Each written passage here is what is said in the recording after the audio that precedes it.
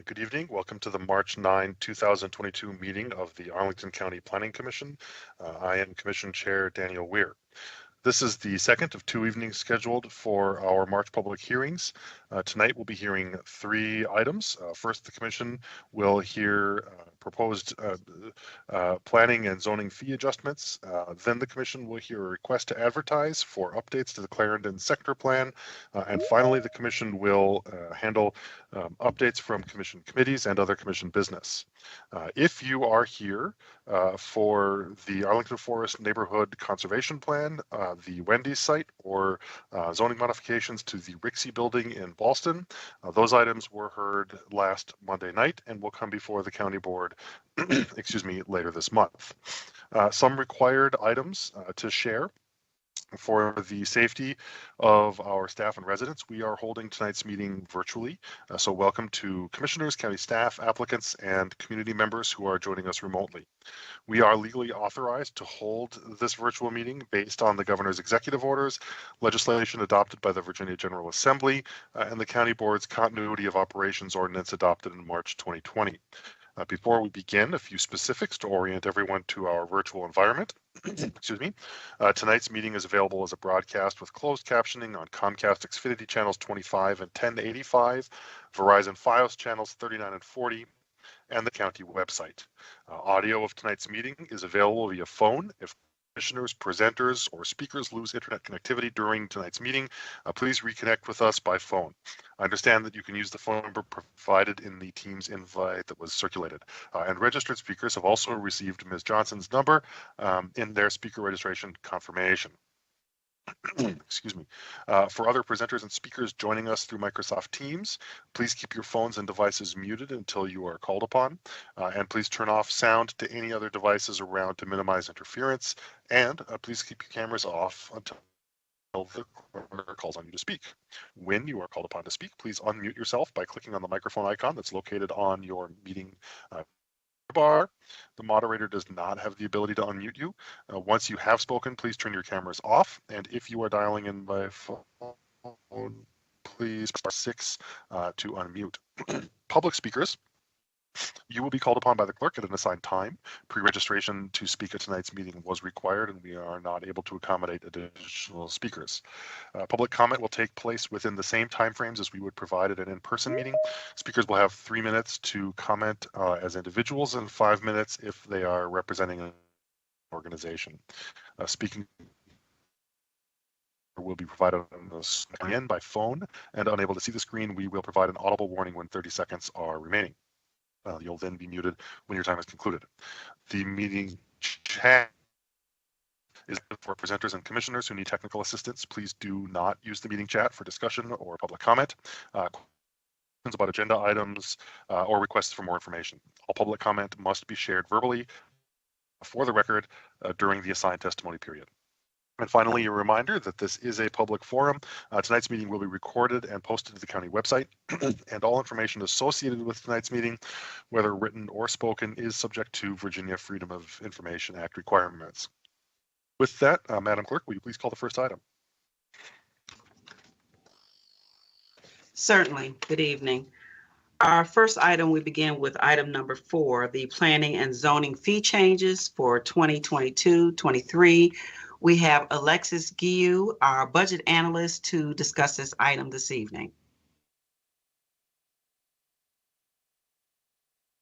Good evening, everyone. My name, as Madam Clerk said, is Alexis Guillou, and I am the author of the board report for both zoning and planning and their changes to the development fee schedule. What we are currently proposing for the county board to approve is a 4.0% inflationary increase across all development fees, which includes planning fees, zoning fees, some inspection services division fees, and some department and environmental services fees. This inflationary increase is associated with the annual salary increases and benefit increases that happen annually with our staff, and it is to keep us on pace with making sure that the development fund fees can pay for the services being rendered. We also have a decrease being proposed, which is for the landscape plan for 1 and 2 family dwellings. This fee currently is the fee was evaluated by staff and identified as a fee that was charging more than the effort that was required. So the 1 and 2 family dwellings are the R27 district dwellings. And so as a way to make sure that our fees represent the amount of work and effort put into it, and because of the types of home they are and our effort to work in equity, we decided that this fee needed to be lowered or could be lowered and was. And overall, that change is going from almost $900 to $166 per the amount of staff time worked on said fee. We also have a few technical changes or technical corrections, excuse me. There is, the first one is for the phase development site plan amendments. Currently, the applications that are being admitted or submitted for PDSP amendments are charged the regular fee that major site plans are being charged for their amendments. This literally is just a clarification so that people who are submitting their applications understand that the same fee will now be applied to their submission they are submitting for the PDSP. People are already paying it. There is no increase or decrease to the fee. It's just making sure that the fee schedule is clear to those who are applying for it. Then another technical correction we have, and the last one, is a resubmission for fee for site plan applications. This is just to clarify that when someone resubmits a site plan application after it's been reviewed the first time, then you resubmit it with corrections, that there is a fee associated with it. There already is a fee associated with it. This is just letting people know ahead of time that there is a fee associated with it, and for every resubmission instead of just the first one, because sometimes there's multiple. And that is it.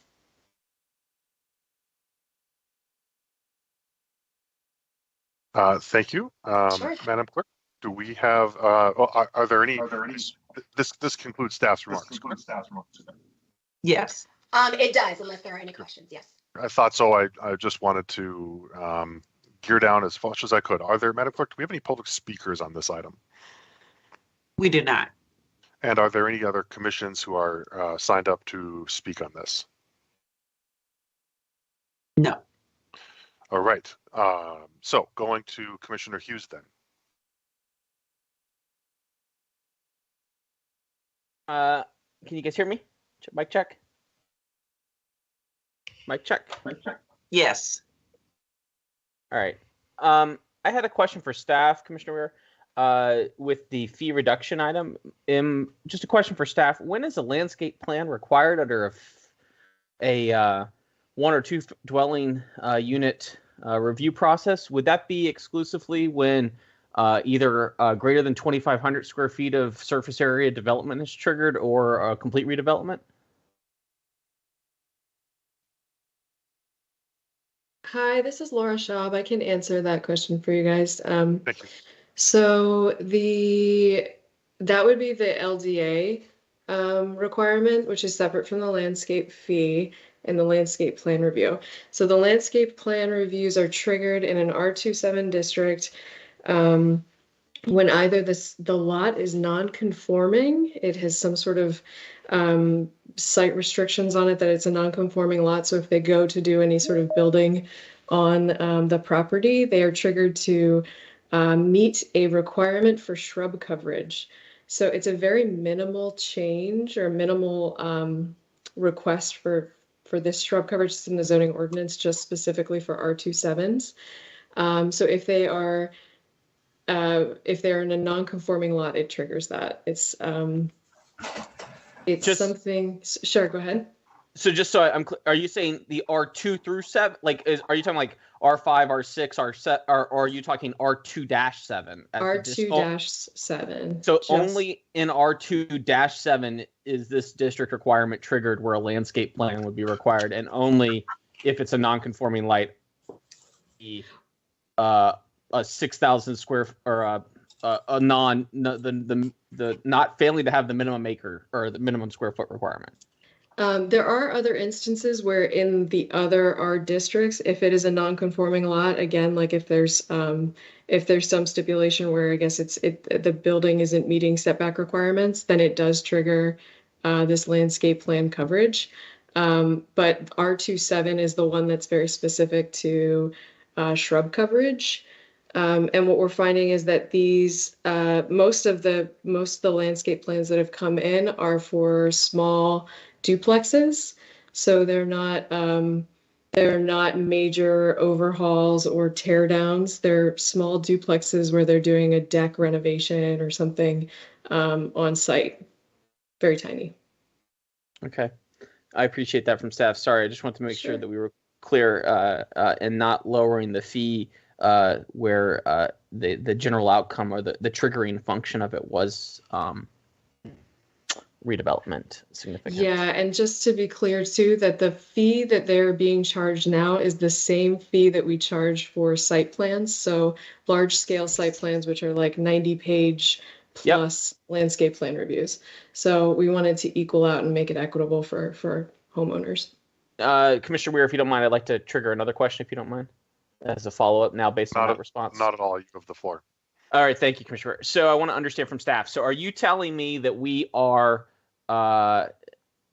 charging the R2-7 district duplex for the landscape plan to meet shrub requirements the exact same fee as we require for the landscape plan for JBG on 23rd Street?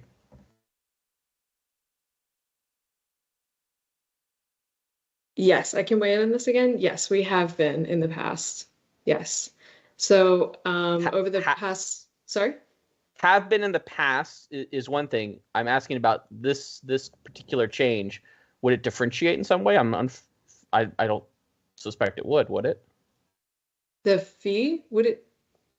I'm asking, is the fee that we're charging for the landscape plan, the one that we're dropping from $900 to $100, more or less?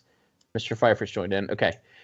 Going to be the same for JBG as it is for a duplex homeowner in an R2-7 district? No. So the fee would still be the same for the JBG. The only fee reduction is for the small R27 lots and or smaller residential R districts where they 1 and 2 family dwelling lots that are non-conforming. So it's a very tiny group. Okay. It's a very tiny group. It would not affect larger site plans. Thank you. Sure. Sorry, Commissioner Weir. I just want to make sure I got it. Thank you, Mr. Pfeiffer, for being able to jump in there, just to make sure it's clear. Of course. Is my pickup any better? Yes, much better. Great. Thank you. Are there any other questions from commissioners on this item?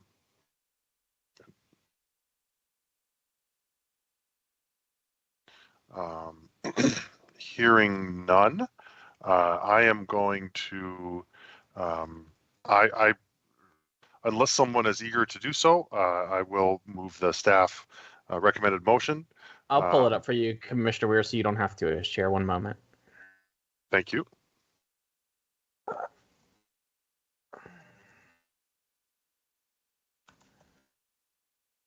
Sorry, pulling it up. I don't have them up in front of me. I'm sorry, everyone. I apologize. Thank you for staff for entertaining me this evening. I have it if we need it. Oh, Commissioner Schroll, you want to do it? You're welcome to. I have no pride in doing it. I just didn't. I want to save Commissioner Weir from having to do it as the chair. That's always a good option. So I prefer to, as Commissioner Schroll would probably sympathize, prefer to entertain motions as when presiding than to make them myself. So, Commissioner Schroll, thank you. Thank you, Mr. Chairman. So I move that the Planning Commission recommend that the County Board authorize the advertisement of a public hearing by the County Board to be held on March 31st, 2022, and the Planning Commission to be held on March 7th, 2022 for a new fee for the review of landscape plans for 1 and 2 family dwellings to address technical corrections such as phased development site plan amendments and site plan resubmission fees an inflationary increase of 4.0%, and other changes to the Department of Community Planning, Housing and Development's CPHD's development fund fees, including the Department of Environmental Services, DES, department-related fees, except as noted, as set forth in the attachments A and B of the staff report dated February 11th, 2022, effective July 1st, 2022. Second. And motion by Commissioner Schroll, second by Commissioner Hughes. And with Commissioner Schroll, I would seek unanimous consent to change from March 7th, 2022 to March 9th, 2022.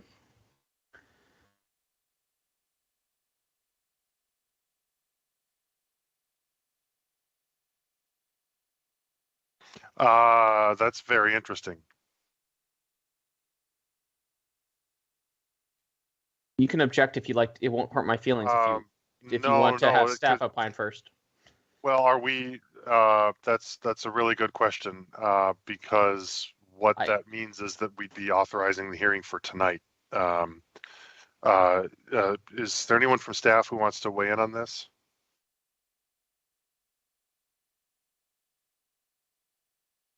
I'm sorry, can you repeat the issue? So the county manager recommended motion for us tonight is to, well, for the commission is to. This is probably because this is. Yes, this is because it's dated from February, so it's carried over. And so the county manager, the text of the county manager recommendation, which is what Commissioner Schroll read, and we'll amend it. I just need the actual dates. Is a recommendation to authorize hearings on the 31st of this month for the board and the 7th of this month for us. And the 7th of this month was 2 days ago. 2 days ago. So we wouldn't. I assume that the hearings will be in April.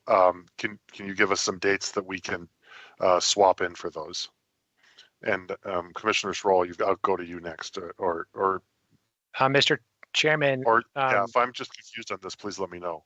So, Ms. Gaillard might jump in here with this answer, or other staff, but what we often have done in the past, particularly on an issue like this,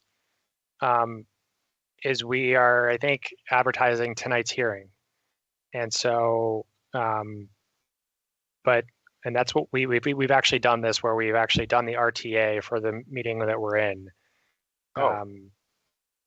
So we can't advertise. Well, I guess it is a question. Recommending that we couldn't really recommend to the board to authorize a hearing for tonight because we'd be going back and forward in time. I think Commissioner Schroll, I think what has happened here is that we're falling into the same trap, I think, as we fell in last month with failing to meet some of our statutory obligations. So I think what we have to do is that the RTA for tonight's meeting hopefully was advertised for the 9th and not the 7th. And we do need to pick a date to actually hold the vote to approve these in April. So, Ms. Gaillard, is this teed up to go to the board for action in this month, or is it going to the board for action in a future month? No, it's the date on the report is accurate, the 31st. So, okay. So what we are effectively, what we're being asked to recommend is that the changes be adopted, not that the changes be advertised for hearing. I don't know. That's a really good question. Madam Clerk, do you have any insight into that? Say it again. I'm sorry. So this motion, the motion in the staff report, and maybe I've just got the wrong file and I'm confusing everyone. And if that's the case, I'm sorry. No, it's the one. Okay, the motion in the staff report is authorizing the advertisement of public hearings by the board to be held March 31st and by this commission to be held March 7th, which was 2 days ago. And so we can't really recommend to the board that they advertise hearings for a date in the past. And so I'm just trying to, given that the board is going to be holding this hearing now in March, and unless the advertisement of the hearing requires a recommendation from the commission, I think the motion that would be in order is this one does. Is that what? Yes, this is one of the few I think that does. James, I'm checking back. I think, yeah, this is one where we're not a regular commission. Yeah, I'm pulling it real quick. So so the report says the 7th because the 7th is the actual planning commission date. Right. We would not have known if we were going to have a recess for March the 9th. So that is accurate. It actually is March the 7th. That makes sense. Yeah. That still leaves us with the question of the fact that we'd be recommending to the board that they direct advertisement of hearings tonight, despite the fact that the board won't be able to act on that recommendation between now and now. But I'm really open to being told I'm overthinking this. Commissioner Schroll, you still got your hand up? Yeah. This is, candidly, I understand the logical challenges with the way this is crafted and that we're thinking about advertising something that has already happened, right? But we have done this previously. This is the way we did this the last time it came before the commission. And so we've dealt with this, things like this in similar fashion previously as a commission. So I trust Commissioner Schroll. I'll trust you. Yeah, if there's precedent for it, then I'm not going to be the one to kick everything over. So I think that the motion then is given Commissioner Gearin, I'll go to you in a moment. Actually, well, Commissioner Gearin, let me go to you before I finish my thought, and you can perhaps save me from articulating a bad one. I'm not concerned with our date. I think Commissioner Schroll was getting to this as well, and our clerk pointed it out. It's fine if our date said the 7th because our meeting was the 7th and this is a carryover or recess meeting. I'm only concerned about the county board date. And staff can correct me, but as James said, we've done this before. I don't know about the board hearing date. Ms. Guillot, you've got your hand up? Yes, I was instructed just to notify you that this was advertised with the county board when the county manager proposed his FY23 budget in February. And so the board report you're seeing is the board report that was used for that. And that was when when I worked with planning staff to figure out the next planning commission date where this would be heard. And that's how March 7th came about. So this has already been advertised on the county board side. So then I'm going to seek unanimous consent from the commission to withdraw the initial motion, and we can just start from scratch because the motion is made. I think isn't completely in order, given that it is recommending action that the board took a month ago. Does that make sense to anyone or not make sense to anyone? Madam Clerk, I'm getting a quizzical look from you. No, we're good. Okay. Yeah, it's everything is correct and in order. The tax budget hearing is scheduled for the 31st. Everything is in order. Yep. So what I'm hearing from you, Ms. Guillot, is that the motion that Commissioner Schroll made was to recommend action that the board already took. And so the motion that would be in order is not to recommend the hearings, but the actual adoption of the changes. Yes. So the adopted budget will be at the March 31st hearing. That is I think it's a recess meeting that the board will be making their decisions on the actual FY 2023 budget. And that my impression is that the planning commission is to provide the recommendation for that Right. adoption. Great. So I did end up somehow overthinking it. Not somehow. That's just what I do. Commissioner Schroll, I'm going to go to you either to seek, however you want to go about doing it, either to seek consent to withdraw or amend, but to change the, given that we're being asked to recommend the substance rather than the advertisement. Thank you, Mr. Chairman. I think I would like to seek unanimous consent then to amend my motion to strike to authorize the advertisement. Well, maybe I should just make the motion again. That might be cleaner. Mm-hmm. Let me just do that, Mr. Chairman. So I'd like to ask unanimous consent to withdraw my previous motion. Absent objection, withdrawn. Thank you, Mr. Chairman. I move that the Planning Commission recommend that the county board adopt the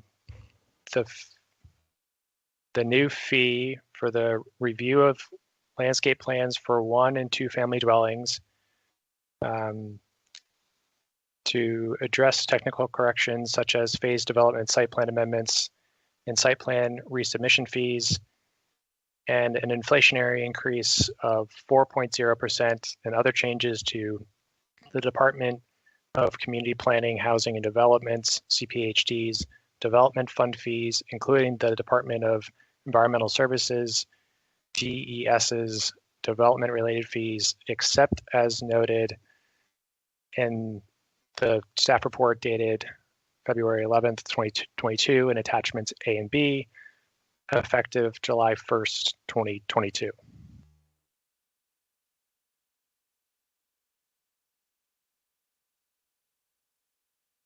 Is there a second?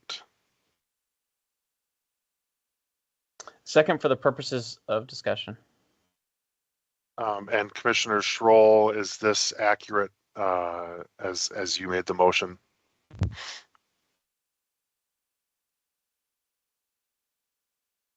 It appears so, Mr. Chairman. All right. Is there anyone, Commissioner Schroll, would you like to speak to the motion? No, I think I'm okay. Thank you, Mr. Chairman. All right. Any other members of the commission who want to ask any questions or weigh in on this item? I hope, Commissioner Weir, I hope that that staff takes this conversation back and reviews carefully before the county board takes action to make sure that we've met all of our legal requirements such that the county fees are what we expect them to be and no one can challenge them. That would be my only comment. I think it is necessary at this point, though. Just reading backwards right now. Got it. Thank you, Commissioner Hughes. With that then said, I'm going to go through the roll. Commissioner Bagley? Aye. Commissioner Gearin? Aye. Commissioner Hughes? Aye.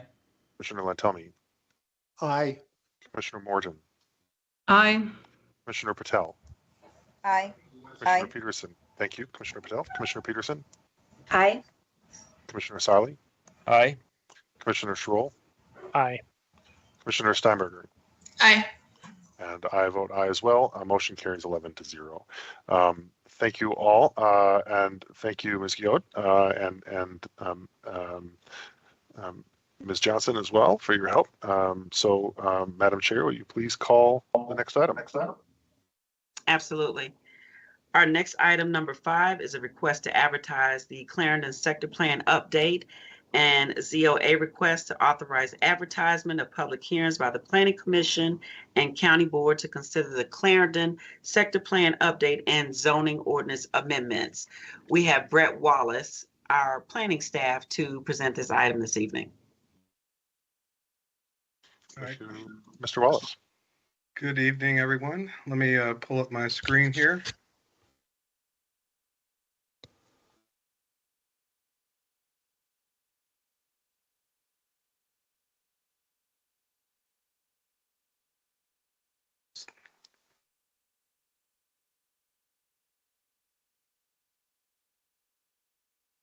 Pardon the delay.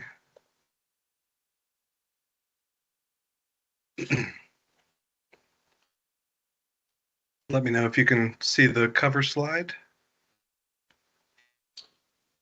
Mr. Wallace, we're looking at a Word document.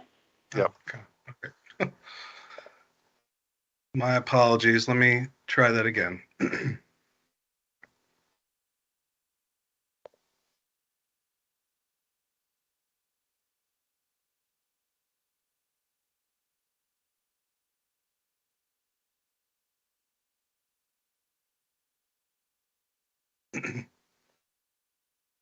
That's working.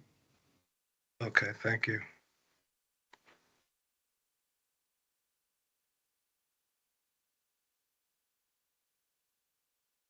Okay, let me just get right into the presenter view here.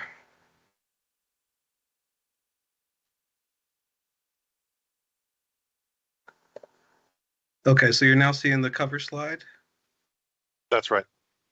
Yep, agenda item 5, Clarendon Sector Plan Update, Planning Commission. Okay, good. Thank you. Sorry about that delay. Good evening, everybody. My name is Brett Wallace. I'm with Arlington County Planning Department Urban Design. I'm here to present the Clarendon Sector Plan Update. I'm also joined by other staff in CPHD Planning, as well as other staff from Department of Environmental Services, Transportation, and the Department of Parks and Recreation. So happy to be here this evening. So supporting tonight's presentation, you should have received links to posted documents, including a draft staff report dated March the 2nd, 2022, and other draft staff materials, including sector plan text, exhibits, maps, zoning ordinance amendments, and GLUP amendments. These documents relate to the subject items, which include a request to advertise public hearings to consider the following elements associated with the Clarendon Sector Plan Update planning process, including the adoption of the 2022 Clarendon Sector Plan, which is an update to the 2006 Sector Plan, and the General Land Use Plan and Map and Book amendments, and the Arlington County Zoning Ordinance amendments to Articles 3, 9, and 18, including maps 9.2.5 through 9.2.12.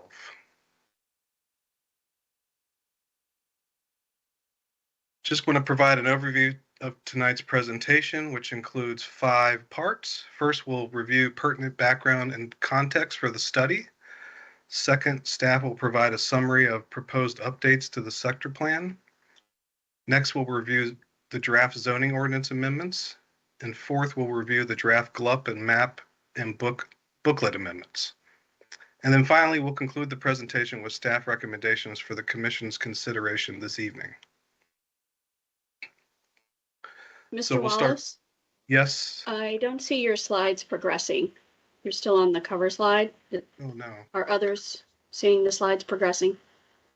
No. Okay. It's a good cover, though. All right, let me, I don't know what's going on. Let me try to do this again.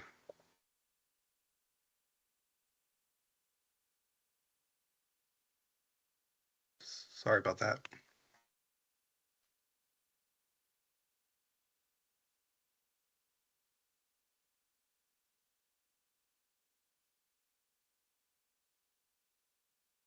Okay, you're seeing my screen now with the study background and context? Yes.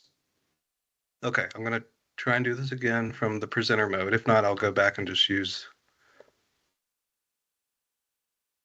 that view. Okay. So let me just do a quick test here. I'm going to advance the slide from the study background to the That's working. overview. Okay, that's working now? Okay. Your business. Okay, good. So going back, I had just gone over the different parts of the presentation. I won't repeat that. We'll start first with the study background and overview. So the primary objective of the study was to evaluate and develop recommendations for the county board consideration on focus updates to the 2006 plan's policy guidance and related zoning ordinance regulations to implement those updates. The study looked at refinements to detailed recommendations for site within the study area and evaluated how conditions have evolved since 2006, including the evaluation of current and future service needs for public safety and public spaces. The plan's vision statement, overarching goals, and framework elements were outside of the study's scope. The study provided an opportunity to review planning issues holistically prior to project-specific review processes such as the SPRC, PFRC, or Park Master Planning process. Some of the elements of the plan that were reevaluated were focused on a specific sub-area of Clarendon and included land uses for private redevelopment, such as office, residential, hotel, and retail, creating additional flexibility to achieve hotel use, building height and form, transportation, including new street locations and street dimensions and designs, potential replacement of Fire Station 4, including 3 potential land use scenarios for on and off-site options, and guidance for public spaces for the land areas within the study area boundary. In terms of community engagement, there were many stakeholders involved throughout the process. The study was primarily informed by the LRPC with participation from other commissions, civic associations, and property owners. Neighboring civic association representatives participated from Clarendon Courthouse, Ballston, Virginia Square, Ashton Heights, Lyon Park, and Lyon Village. Other representatives from advisory commissions and committees are listed here on this slide.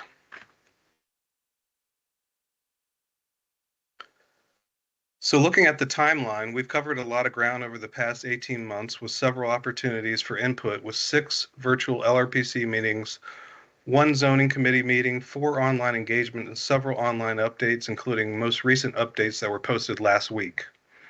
The study kicked off in the fall of 2020 with a recorded staff presentation and overview of the 2006 sector plan, and there were several online engagements and virtual meetings that followed, focusing on topics listed here, with staff and the LRPC of evaluating both private and public properties.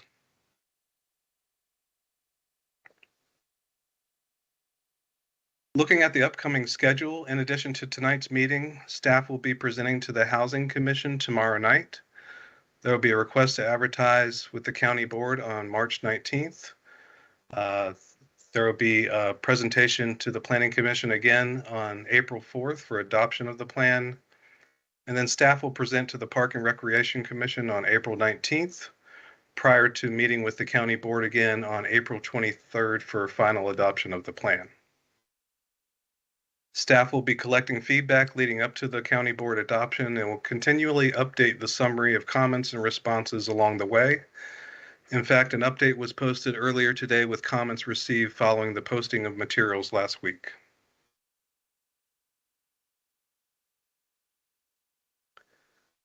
Looking at the study area, the update process was directly focused on the area shown in the map here on this slide, within an area bounded by Washington Boulevard, North Hudson Street, 10th Street North, and Kirkwood Road.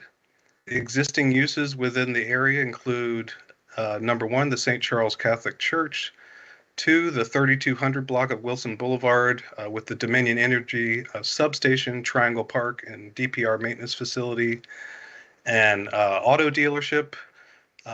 Site number 3, the Silver Diner assemblage, now referred to as the Bingham Center.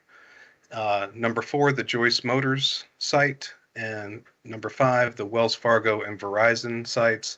And finally, number 6, which includes the county-owned 10th Street site with Fire Station 4, fire prevention offices, and the former Clarendon House. The properties within the study area are some of the last remaining sites for redevelopment in Clarendon, except for several sites on the south side of 10th Street.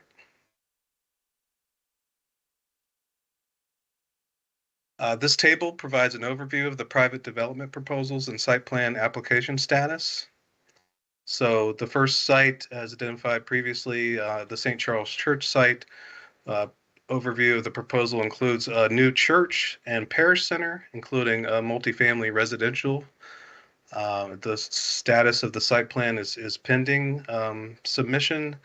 The second site identified on the previous map, the Bingham Center or the Silver Diner site, is proposing a hotel on the north portion of the block and residential on the south portion of the block. This site plan has been accepted and is currently on hold until completion of this process. Same with the Joyce Motors project, which is proposing a residential project on 10th and Irving. It's also been accepted and it is on hold pending completion of this process. And with the Wells Fargo and Verizon sites, they're currently proposing a replacement bank branch for the Wells Fargo, commercial office, and residential above. And the application for that project is pending, but is anticipated to be filed shortly. As currently envisioned, these development proposals include elements that do not meet the detailed policy guidance in the Clarendon sector plan. In fact, in some cases, the proposed developments will require amendments to the zoning ordinance provisions for the Clarendon Revitalization District to enable approval by the county board. In looking at the sector plan update, the 2022 planning updates are interwoven into the plan and correspond with thematic and site-specific policies and recommendations, resulting in a comprehensive sector plan update that will continue to provide guidance for the broader Clarendon Metro Station area. The plan contains numerous descriptive narratives, exhibits, and maps, which were posted as drafts last week, with strike-through and underline versions for the text, along with other updated exhibits. Additional editorial changes to updated references and county policies were also included with the posting that went out last week.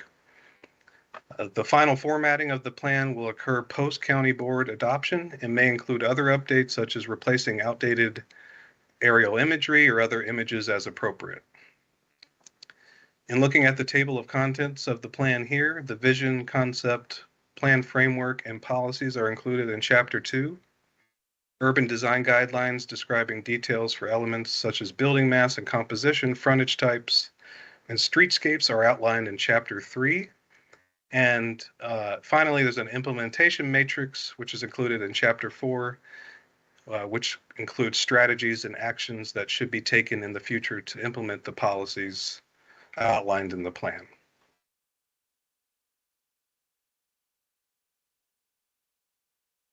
Before we go over the recommendations for the study, I wanted to provide a brief overview of the 2006 sector plan guidance for the study area.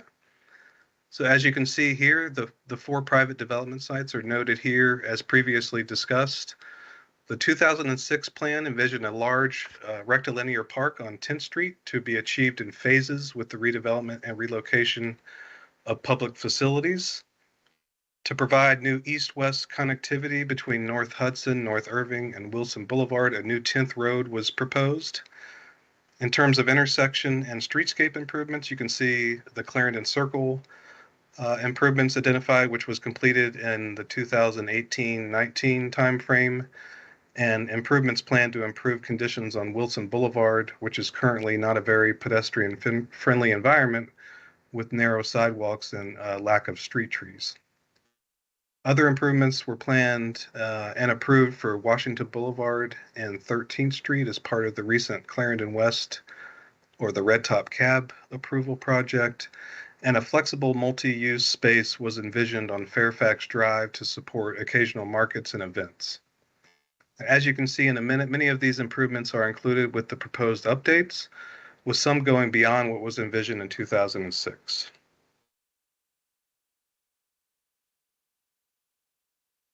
So we'll now go over a summary of the proposed updates to the sector plan. The main areas of change pertain to the public realm, the building height and form, use mix, and are responsive to emerging issues related to recommendations for public open space and fire station relocation at the county-owned site, and the ability to achieve viable redevelopment based on the awareness of site assemblages and constraints due to existing building height, tapering, step-back policies and regulations, as well as updated building preservation policy, updated information about critical infrastructure expected to remain within the study area, updated transportation policies and guidance, and opportunities for public space, affordable housing, and other community benefits.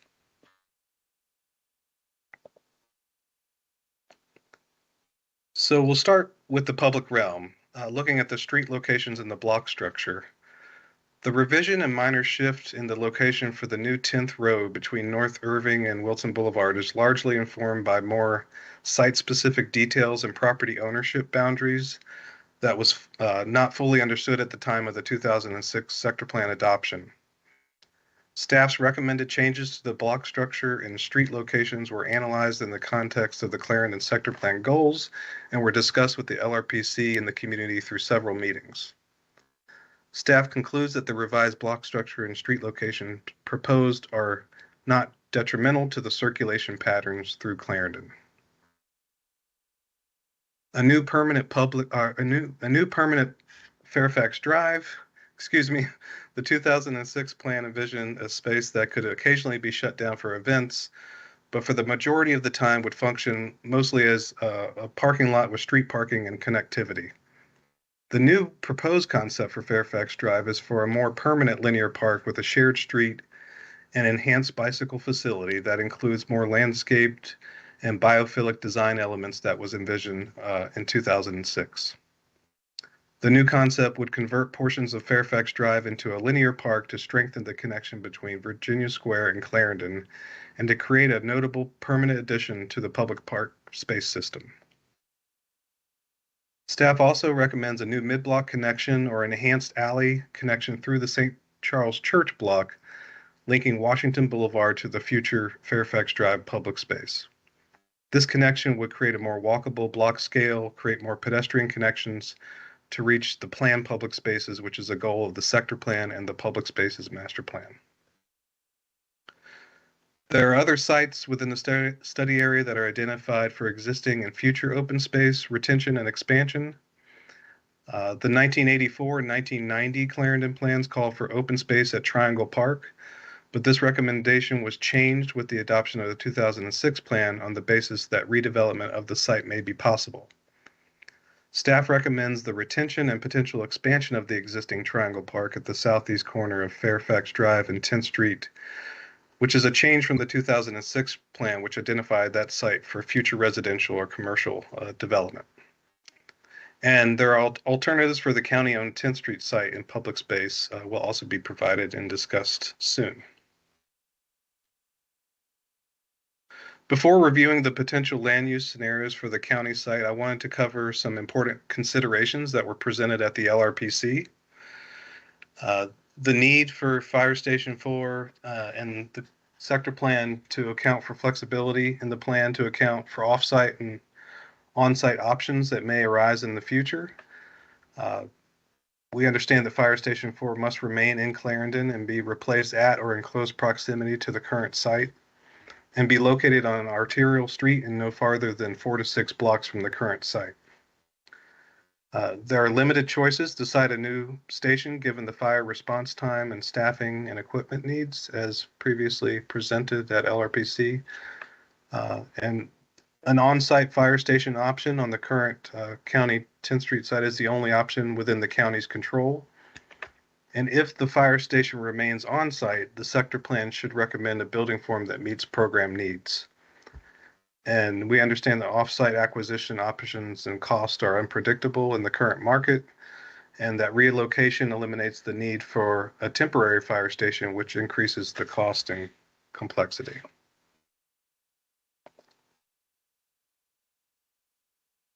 So to provide flexibility for both on and off-site options for the fire station, staff presented these 5 scenarios shown here for discussion at the December LRPC meeting. Scenario 1 is a fire station that would be co-located with housing on the county site. Scenario 2A would be a standalone fire station with surface parking and some buffer landscaping. Scenario 2B would be a standalone fire station with assumed underground parking with an approximately 10,000 square foot park. Scenario 3 as presented would be a fire station relocated within proximity with affordable housing and approximately 15 to 17,000 square foot park. And then scenario 4, as presented, was a fire station relocation within proximity to the current site in approximately 43,000 square foot or close to an acre park. Again, these land use scenarios were shared with the LRPC in December of last year. The feedback received from the LRPC and community was not supportive of scenarios 1 and 2A that are shown here with the red X. And it was communicated that the community and LRPC would only support options with public space opportunities. And then there were some LRPC and community members advocating for either underground or off-site parking for the fire station, and as well as rooftop public space above a standalone fire station as shown in scenario 2B. So based on feedback received through the community engagement and from the LRPC, staff recommends amending the sector plan to enable increased flexibility for the future use of the county-owned 10th Street property. Staff recommends amending the plan to allow for 3 alternative development scenarios, which are shown here, including the standalone station with an approximately 10,000 square foot park, underground parking, and potential rooftop public space. And then figure 2.8 in the middle is the option with 100% committed affordable housing opportunity on Hudson Street and approximately 17,000 square foot park. And then the final option would be the fire station relocated again within proximity and an approximately acre size park. So staff has included language in the draft 2022 plan that encourages further exploration of rooftop recreational amenities above a replacement fire station through feasibility and master planning process, and that would apply to figure 2.17 on the left here on this slide.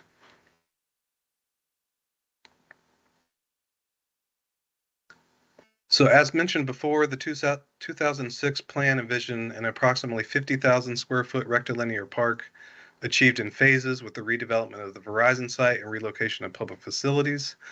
The 2 county-owned parcels combined, as shown on the right, total approximately 50,000 square feet, including the required streetscape dimensions, 14-foot streetscape on both Irving Street and Hudson Street, and the 18-foot streetscape on 10th Street.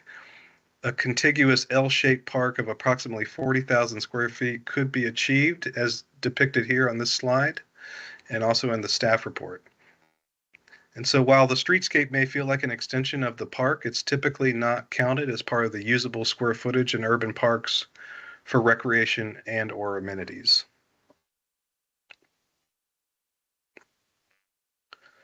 So this table here provides a summary of the land use scenarios within the study area. Here it compares the overall development and public space recommendations for the study area, for the sector plan, and the 2022 update recommendations, including varying scenarios for the county's 10th Street site. The recommendations for building heights and land use would result in a comparable amount of housing to what was planned in 2006.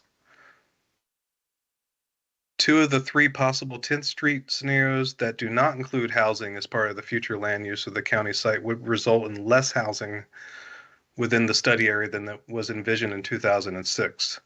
The 3rd scenario on the far right with affordable housing could result in nearly 50 more housing units or an increase of 3% of additional housing above the 2006 plan. And while none of the recommended 2022 update scenarios for the 10th Street site would result in the full 50,000 square foot public space, all the scenarios would provide more permanent available public space within the study area for a comparable residential population and total development potential.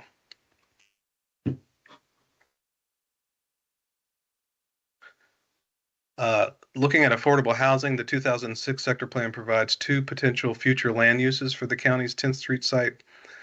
The plan sets a clear preference and vision for relocating the existing facilities and constructing the first phase of a new public park. The 2006 plan also leaves open the possibility of redeveloping the 10th Street site with public facilities, possibly relocated with affordable housing as identified in the sector plan's Clarendon-wide plan elements for improved housing diversity as noted here on this slide. Some community members have expressed opposition to land use scenarios that include residential uses on the county's 10th Street site. Currently, the Clarendon Metro Station has the fewest committed affordable units in Arlington's 2 metro corridors. As shown in the graph below, currently there are 82 CAFs in Clarendon, which represents just 3% of the total CAFs in the RB corridor. And as of 2022, there are no additional CAFs in the development pipeline within Clarendon. Achieving CAFs co-located with public space on the 10th Street property would also support affordable housing master plan policies. Now we'll move from the public realm and fire station and county property site to building height and form. So in looking at the 2 maps on the slide here, you see the 2006 heights map and the 2002 proposed height and step back map. Staff is recommending combining the maximum height limit map with the existing step backs map for ease of use for future review. This approach was used through the LRPC review process and reduces the need for an additional map when reviewing building height and form. For step backs, staff recommends reducing the depth of step backs from 20 feet to 10 feet and including the second floor in the range of floors where step backs could occur. Through staff analysis and discussions with the LRPC, it was noted that the step back depth can be modified by the county board through site plan approval and has been modified and reduced on projects that have been approved since 2006. Introducing a step back above the second floor would allow more air and light to reach the sidewalk and create a visual break in the building mass at the pedestrian scale, separating the building base from the tower. Updates to the heights map also include updates to the recent site plan amendment to the Clarendon West project or the Red Top Cab site. Those map changes were updated in the zoning ordinance, but they were not updated in the sector plan, so this update would include those updates as well. In addition to the urban design guidelines and emphasis on the pedestrian experience, staff proposes including additional guiding principles for building step backs in the sector plan to aid in the future design review. And these design guidelines are included in the draft sector plan text that was posted last week.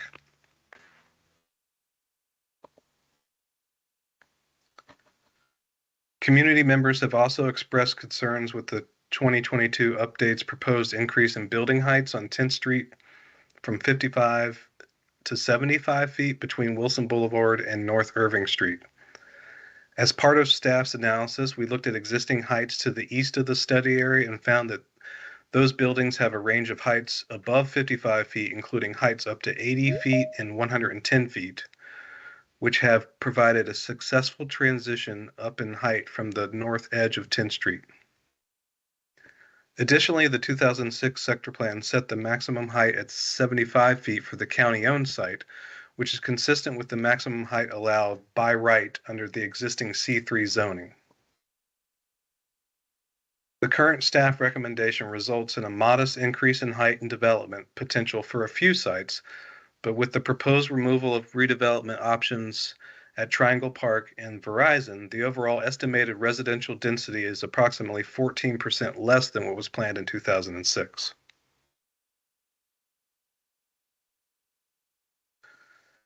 Staff recommends removing the taper ratio and measurement requirement for the study area sites and proposes instead gradual steps in building heights to achieve an appropriate transition between the adjacent lower scale areas and the envisioned medium density core of Clarendon. This approach of replacing the taper plane with defined maximum building heights and steps was applied in the 2021 zoning ordinance amendment for the Clarendon West project as well. So staff considers the proposed transition in height from the Clarendon West, staff considers the proposed transition in height appropriate given the width of the existing 10th Street that you can see here in the diagram. As you can see also in the diagram, the orange dashed line shows the 2006 1:3 taper plane, which when measured according to the zoning ordinance falls within the center line of the westbound 10th Street. So staff considered the plan width of 10th Street at approximately 104 feet and the overall distance from the north side of 10th Street to the low density area of approximately 300 feet as well. The red transition line shown here with the established maximum building heights provides a similar taper and transition from north to south.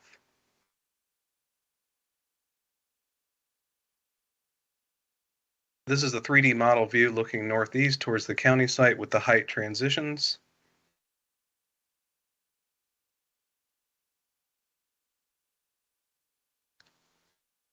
And here on this slide, we show the 2006 sector plan proposed modeled heights with the 2022 proposed heights looking to the northeast as well.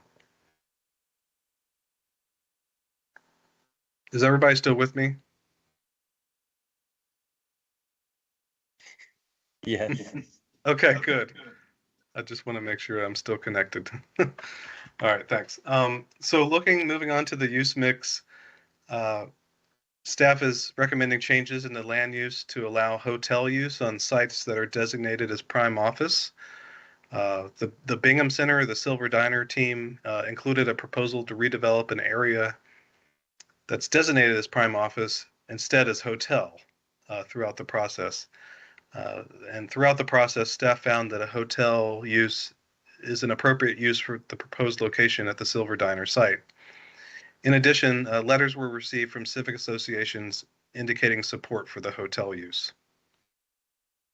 Looking at retail frontages, staff is proposing removing the retail frontages from the use mix map, and staff is recommending inclusion of a new map in the sector plan that designates specific areas for ground floor retail and retail equivalents as shown on the bottom right of the slide to achieve a greater consistency with the 2015 Arlington County Retail Plan, policies for retail development, and to account for updates to land use and build-to lines. I mentioned some of the critical infrastructure to identify to remain within the study area. The Verizon telecommunications facility on North Irving Street and the Dominion Energy substation on Wilson Boulevard provide critical infrastructure and services to residences and businesses throughout the RB corridor and are expected to remain in place for the long term. So therefore, staff is recommending identifying these sites as existing utilities on the sector plan and the zoning ordinance maps with the long-term expectation for the sites to remain without redevelopment.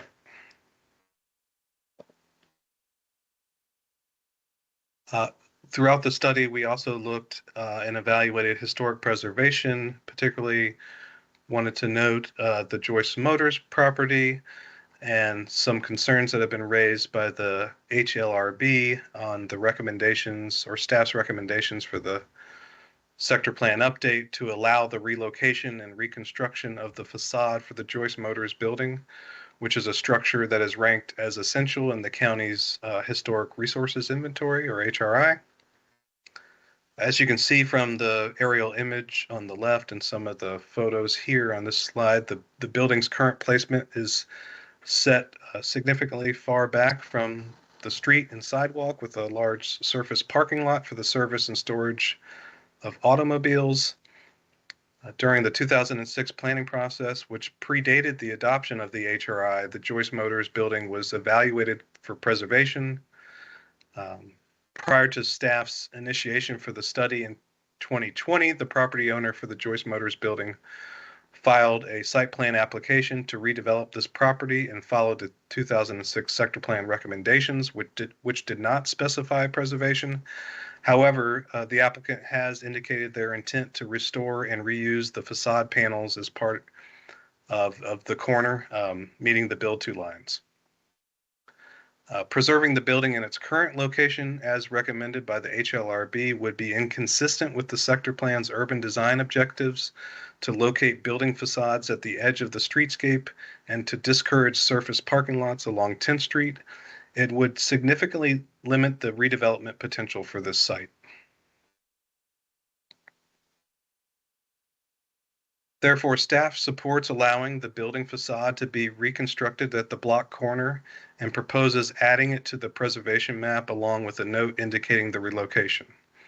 The relocation would meet the established build-to lines at the block corner, and the building massing would help frame the planned open space across North Irving Street at the county-owned site. A step back at a depth of 10 feet above the facade will be required and is consistent with the facade preservation policy and the zoning ordinance. And good segue into the zoning ordinance amendments that are being proposed this evening. So just quick background on the Clarendon Revitalization District. The sector plan is the guiding document for future development in Clarendon, and the zoning ordinance is the regulating document for future development. The zoning ordinance allows for implementation of Clarendon sector plan policies through the site plan process. The sector plan employs a form-based approach in guiding the redevelopment of Clarendon.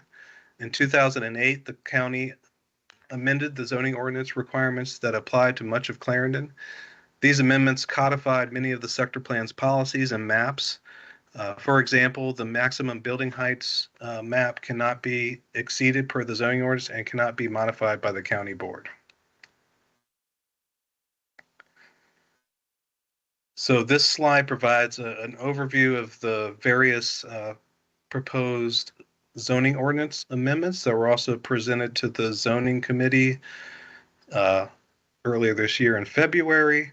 Staff recommends amendments to Articles 3, 9, and 18, including maps to reflect proposed changes based on staff analysis and LRPC and other community feedback. Additional background is provided in the staff report, so I'll provide a quick summary of the proposed amendments here, and happy to come back to these in discussion. But the first amendment is under the general requirements, and it would be to allow flexibility for a by right fire station for parking and screening or entrance doors and screening requirements. I mentioned use mix. This amendment would amend the use mix regulations for prime office sites to remove the prohibition for hotel uses. The step back amendment would be consistent with staff's recommendation to reduce the depth from 20 to 10 feet and include the second floor.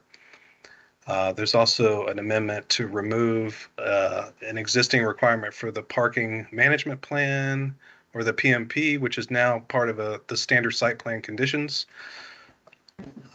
Further design requirements in Section 9 with the addition of height and setback requirements for rooftop amenity spaces to not exceed 18 feet above the roof surface and to be set back at an equal distance. And then as part of, related to that amendment, staff is recommending amendment to Article 13, density and dimensional standards, to create an exception to permit additional height above the maximum height limit for rooftop amenity spaces, mainly for hotel uses.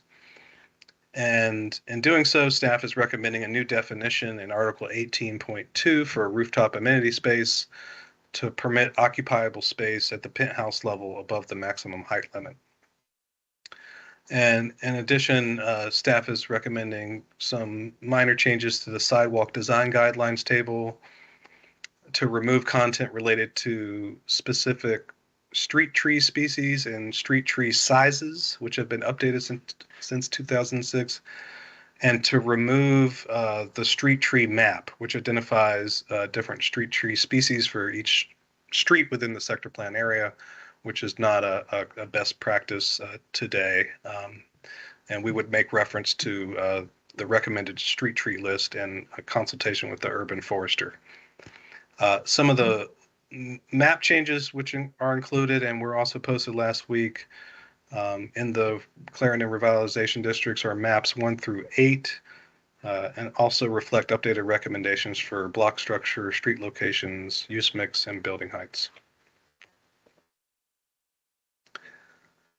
And looking at the GLUP amendments, first looking at the existing GLUP, the properties within the study area are zoned C3, and the existing GLUP designations are listed here and are shown on the map. The majority of the area are designated as medium density mixed use, with the exception of the area where the Verizon building and the fire station are located, which is designated as government and community facilities. And the areas west of Wilson Boulevard are designated as public and semi-public.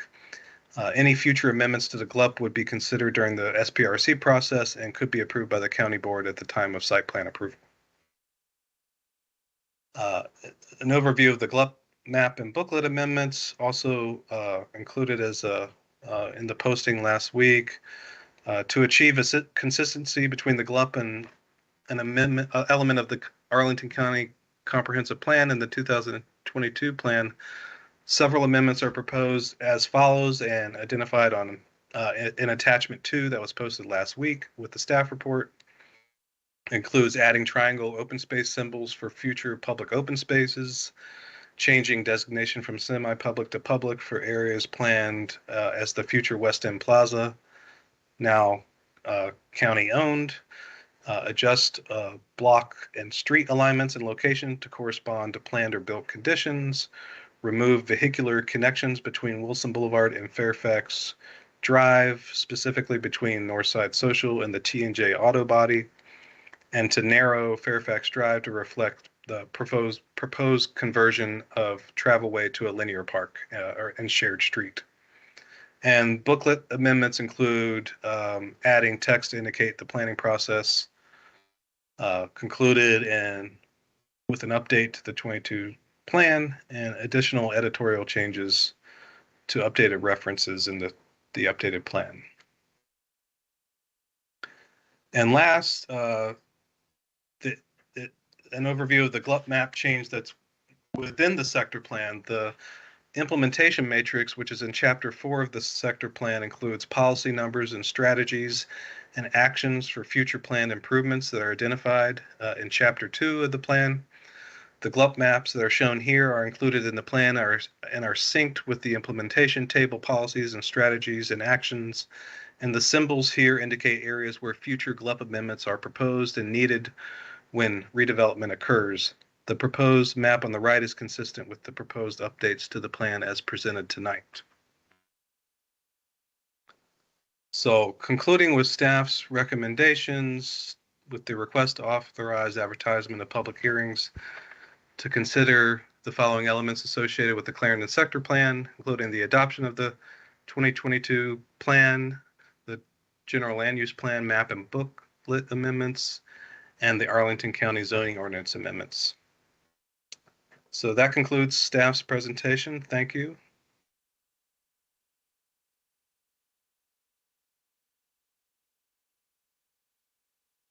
Thank you, Madam Chair. Thank you to staff, to Mr. Wallace. I'm sorry, Madam Chair. We don't have the only other kinds of presentations or comments we would get right now are public comment and other commissions. Is that right? Yes, I have 3 speakers for tonight. All right. So please call the first speaker. Okay. Share the screen. Our first speaker as posted is Andrew Painter, followed by Brooke Alexander. Thank you, Madam Clerk. Mr. Chair, good evening. My name is Andrew Painter. I'm an attorney with the law firm of Walsh Colucci, speaking tonight on behalf of OR Partners. We are the applicant in the 10th and Irving 4.1 site plan application, and just wanted to express our strong support for the proposed request to advertise and our sincere appreciation to staff, especially Mr. Wallace, in shepherding the sector plan update to get it to this point. As many of you all know, OR Partners is proposing the redevelopment of the site with a new 11-story multifamily building. As staff mentioned, this project has effectively been placed on hold for the past 24 months, pending the outcome of this planning process. So this is a very exciting step for us. And what is before you, we believe, will provide greater consistency between the county's planning documents and zoning ordinance, especially with respect to the preservation of the Joyce Motors building. As staff mentioned, the current sector plan contemplates complete demolition of the building, and so our team has been looking for ways to increase the supply of sorely needed housing near transit stations while paying homage to the important historical characteristics of Clarendon's past. So even before we submitted our 4.1 site plan application, we actually spent several months working with the county's historic preservation program staff on trying to devise the right type of preservation approach, recognizing the reality of the condition of the Joyce Motors building and its materials. And unfortunately, the truth is that this building is in disrepair. Its facades and its structural supports have been allowed to decay due to decades of neglect. And 2 of the building's 4 facades are contaminated, cinder block, and are of no historic value. And so the plan that we developed through our discussions with staff and our preservation consultant was to preserve the most historic and salvageable portions of the building. And so that includes removing the enamel panels, sending them to a historic preservation lab for restoration to their original condition, and then reinstalling them at the most visually prominent corner of the property, which will hopefully become the architectural focus for the new multifamily building, which itself adopts the principles of streamlined modern architecture. And we hope that this will provide the public with more direct access to this resource instead of being separated from the public realm by a parking lot that contains partially assembled cars today. And so the draft sector plan update now provides clear guidance in this regard. And in essence, this document becomes the vehicle that really allows any preservation of this resource. And that's because redevelopment simply will not happen if this building and the parking lot remain as is, where is, and we save the contaminated brick in the asphalt parking lot, which then results in taking half of the development site out of commission. And the simple truth is that absent redevelopment, this resource may be permanently lost if it's allowed to further decay or if it's redeveloped as a matter of right, and neither should be allowed to happen. So in closing, Mr. Chair, I've learned that planning is all about balance, and while not everyone may be happy with every aspect of the draft plan update, I think it's fair to say that in the final analysis, such a balance between competing interests has been achieved, and what is before you will help preserve Clarendon's neighborhood character while at the same time deliver the desired land uses, densities, heights, and housing diversity that I think we all want to see. So we do urge approval of the RTA, and we thank you for your time and consideration. Thank you, Mr. Painter. Our next speaker is Brooke Alexander, followed by John Spilsbury. Ms. Alexander, are you with us? I hope so. Can you hear me? Yes. Great. Thank you. I'm very bad with technology, and I apologize that I can't seem to get my computer to do this, so I'm trying on the phone. We're glad to have you here. The floor is yours.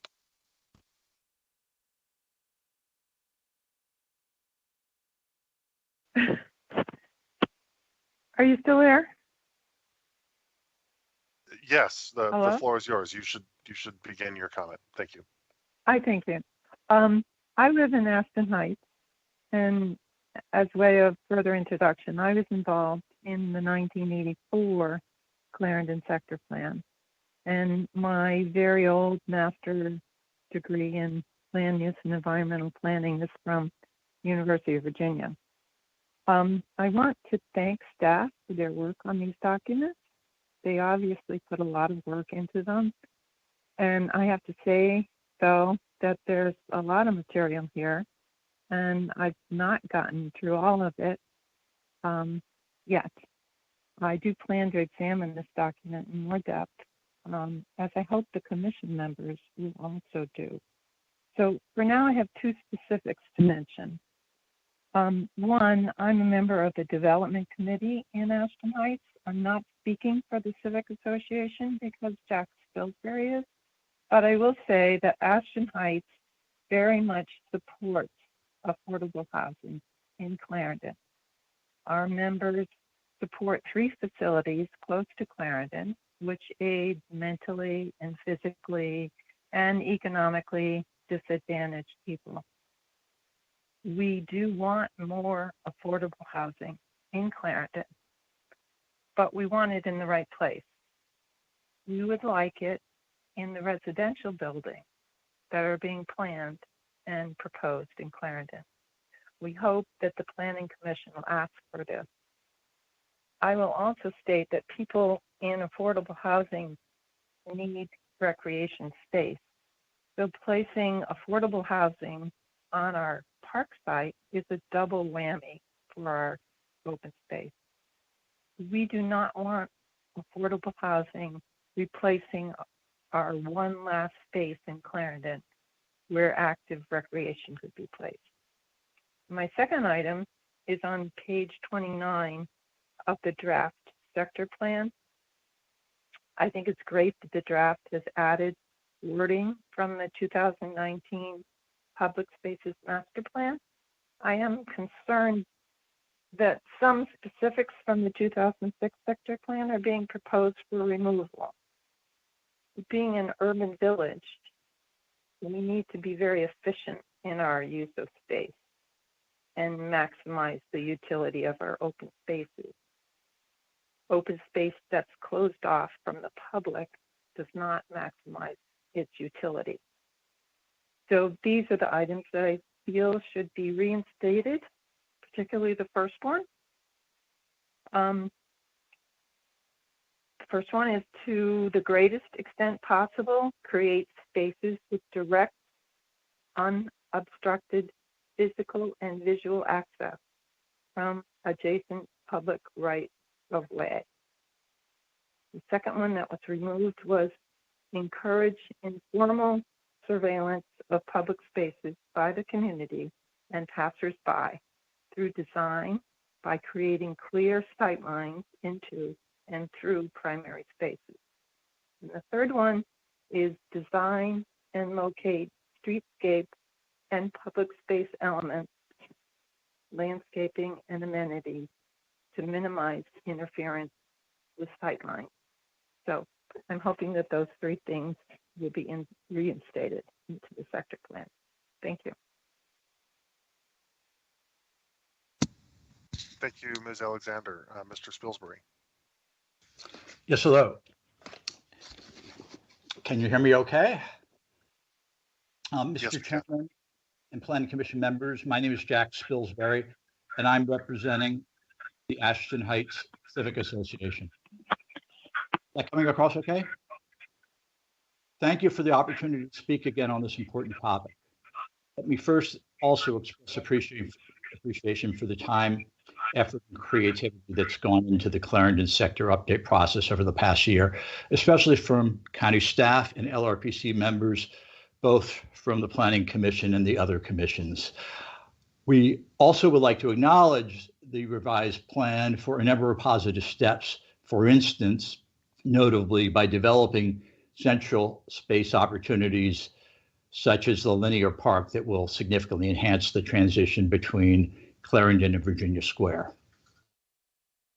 Nonetheless, I've been asked again to underscore on behalf of our membership that our top priority continues to be to secure a firm commitment in the revised plan to preserve as much as possible of the 50,000 square feet of active park space designated in the 2006 sector plan. This is the county-owned property on North 10th between North Irving and Hudson. My association has spoken and submitted written comments, a number of points, and we joined with all the other participating civic associations in a series of letters to the LRPC and the county board to underscore this priority. We remain convinced that the dedication of the North 10th Street property for active recreational space is still needed to address the complete lack of recreational space in Clarendon. To our disappointment, the draft plan posted March 3rd fails to do so, and it is our hope that this can still be fixed. So specifically, first, we believe the revised plan should explicitly commit that if the fire station is relocated, the entire site should be dedicated as a park as specified in the 2006 plan. Additionally, the plan should clearly state that in case the firehouse remains on this site, then the 10th Street Park should be planned and integrated into the rooftop of the fire station to afford it the needed active recreation space. And without this step, the park there would be limited to just 10,000 square feet, which would not meet this need. And third, while we understand there are currently no plans for Verizon to relocate, we still believe the 2022 plan should continue explicitly to designate portions of the Verizon building site as future Parks Place should Verizon ever stop using the facility. This is what was done in the 2006 plan, and as a long-term plan, this possibility should be retained in the 2022 plan. Additionally, while an option has been added for a 43,000 square foot park on the county-owned site on an interim basis, this option is now planned to be temporary according to the plan, the revised plan, and is proposed to then be replaced by another option that would pair a very small park with a new affordable housing apartment building at the site.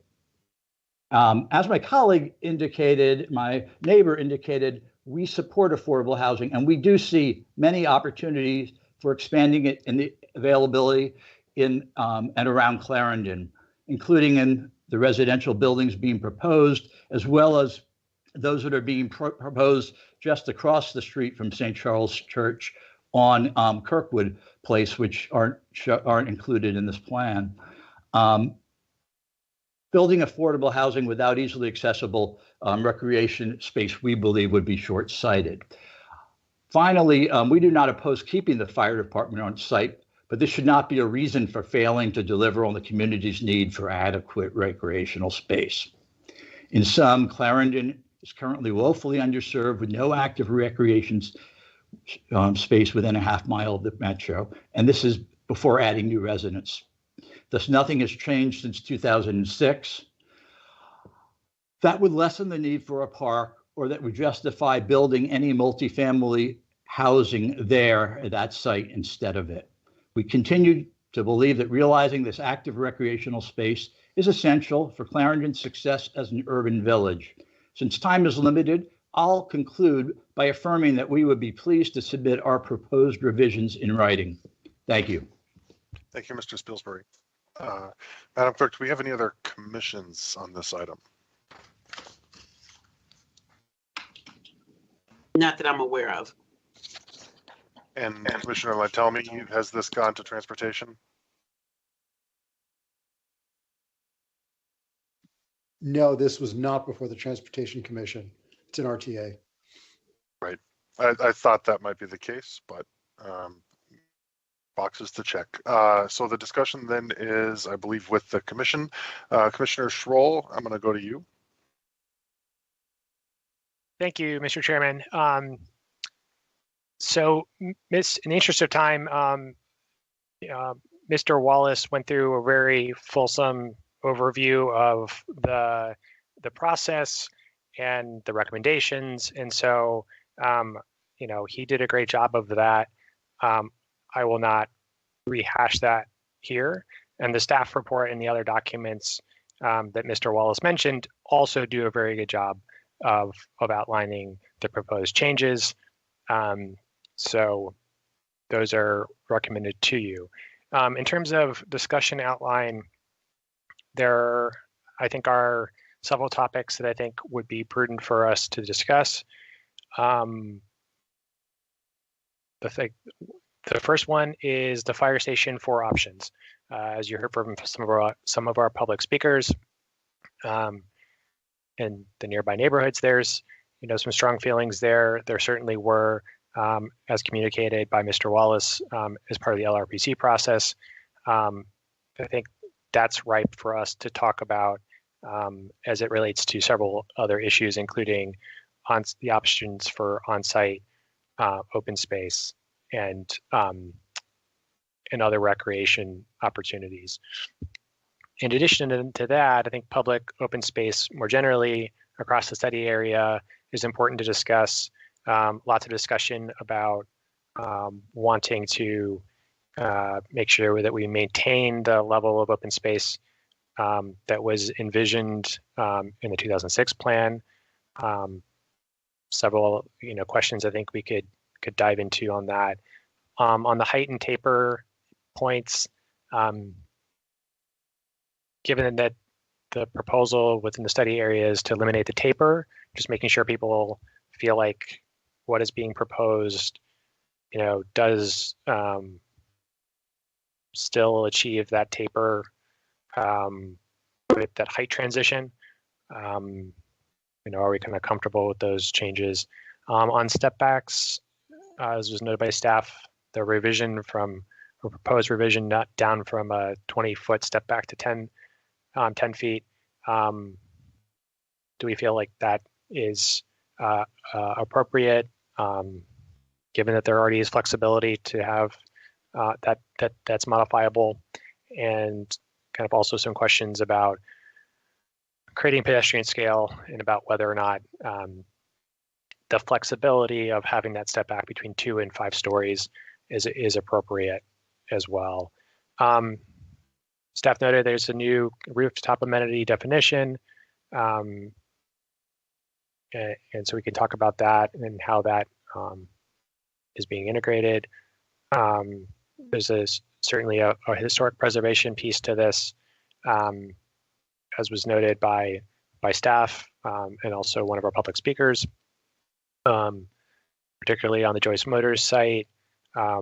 While not included in the 2006 plan, there is interest in that facade preservation and the location of that. Then there's transportation-related questions about the new street grid, some modifications to what was included in the 2006 plan in terms of some streets are not going to be one way. There's going to be some modifications to some streetscape standards and some recommendations there, and some new passageways as well. As we're thinking about this is an RTA, so we want to, with the zoning language, we want to be thinking about crafting this as broadly as possible.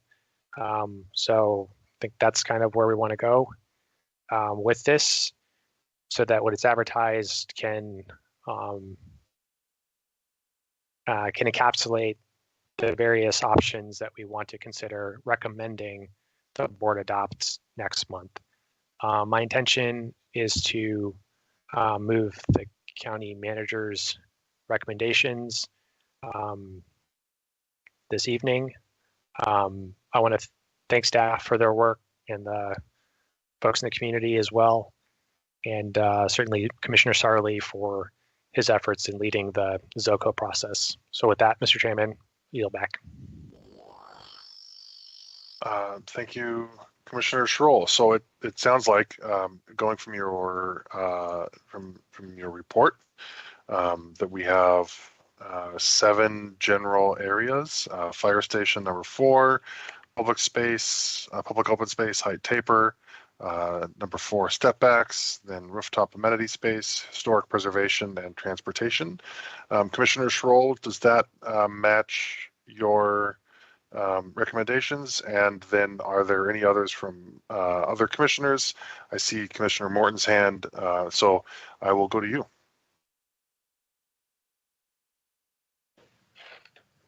Thank you, Chair Schroll. Just before our deliberations start, I'm required to make a statement of the declaration of interest. I've already entered this into the record several times during LRPC, but for the record, that with regard to the subject. Commissioner Morton, do you have a mic in your hand or somewhere close by? There's a lot of interference while you're speaking. It might be that your papers are on the microphone on the computer. Are you moving the papers on the laptop, on the keyboard? I was holding it. Is this better? Much better. Much better. Yes. Yep. Okay. Yeah, I was holding it so I could read it, but I will try an alternative with this legal language. Okay, so I'm required to enter this declaration of interest into the public record. I've done it several times during the course of LRPC deliberations. I'll do it again this evening. With regard to the subject of this agenda item, the update of the Clarendon sector plan, I own property on Kirkwood Road, which is part of the Bromptons of Clarendon development, a portion of which is diagonally across the street from the subject area, along with all property owners immediately proximate to the project site. My property interests could be negatively or positively affected by the sector plan update. I've been advised that my property ownership constitutes a personal interest under the State and Local Government Conflict of Interest Act, but that I may nonetheless participate in the consideration of the update because my personal interest may be affected by the project in the same way as all property owners immediately proximate to it. Because of this, I'm permitted to participate in the consideration of the sector plan update and can do so fairly, objectively, and in the public interest. Thank you.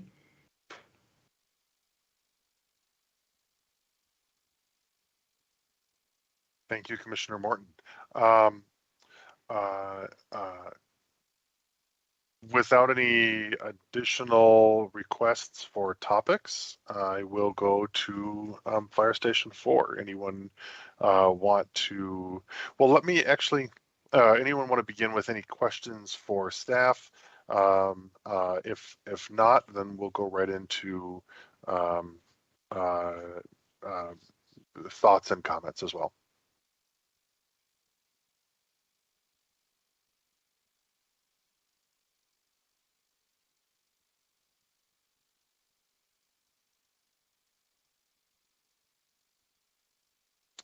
Don't everyone jump in at once.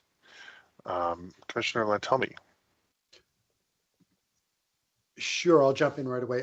I don't have any questions on it. I do want to support the neighborhood for its desire for as much park space on the fire station area, which includes the other side lot that used to be part of another Arlington department. The reason we're sort of in this mess right now is because the original sector plan assumed that at some point that Verizon building would come down.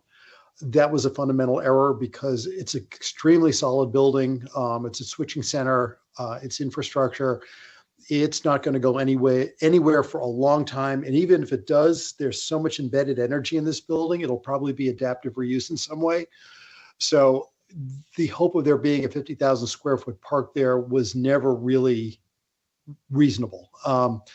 That said, it is appropriate to have a park there of some type, to have a recreational facility. So I am very, very supportive of having some way that if the fire station cannot be moved, and that seems to be the second fundamental error, that when the original sector plan was being done, there seemed to be some reasonable possibility that the fire station would be relocated from there and maybe combined with the Roslyn one. That plan subsequently went away.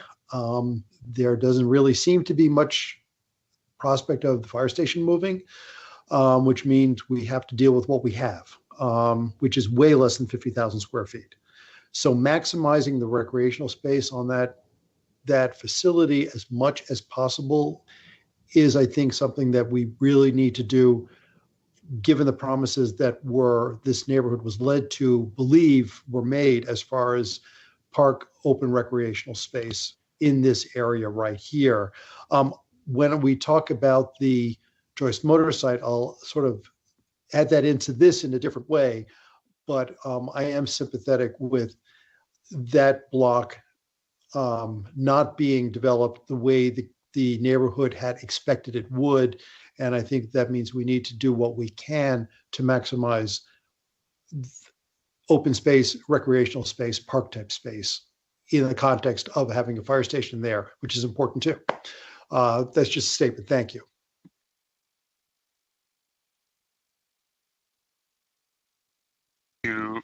Thank you, Commissioner Lantelmi. Going to Commissioner Schroll.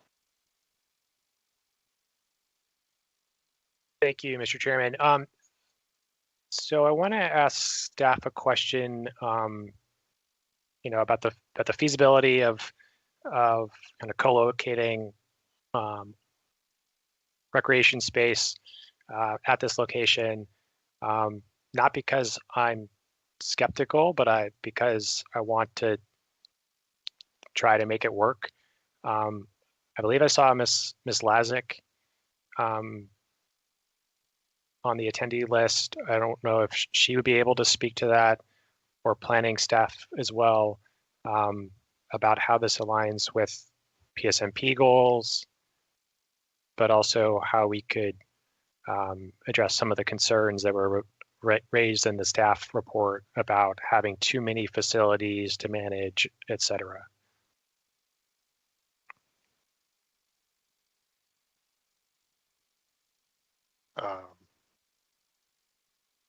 Do we, Mr. Wallace, you've got your camera on.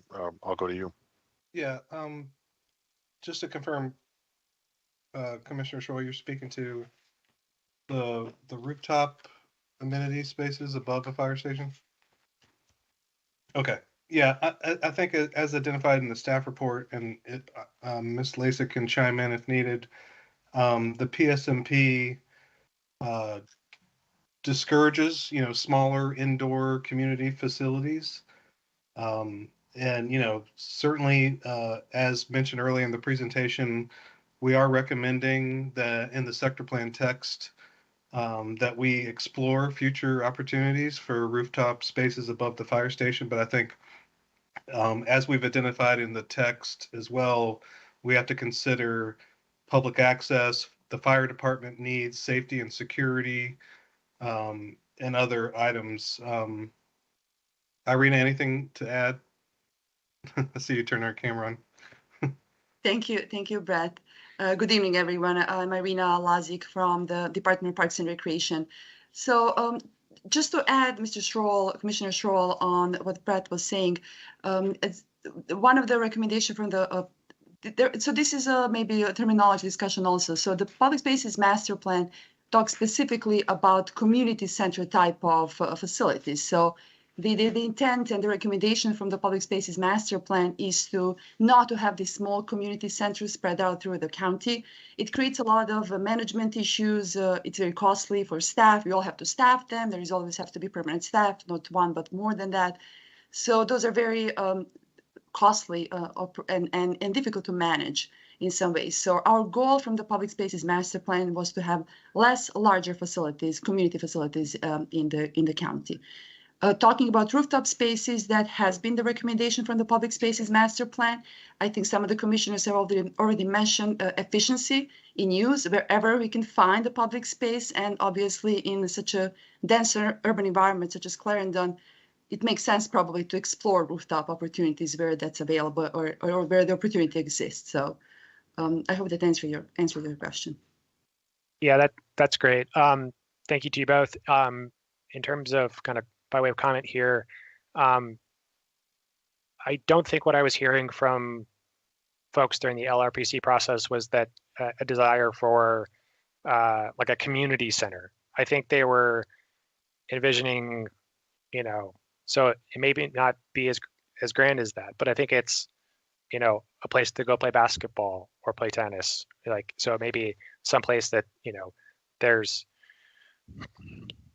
we don't know how big it's going to be, but the floor plates of fire stations are around 15,000 square feet.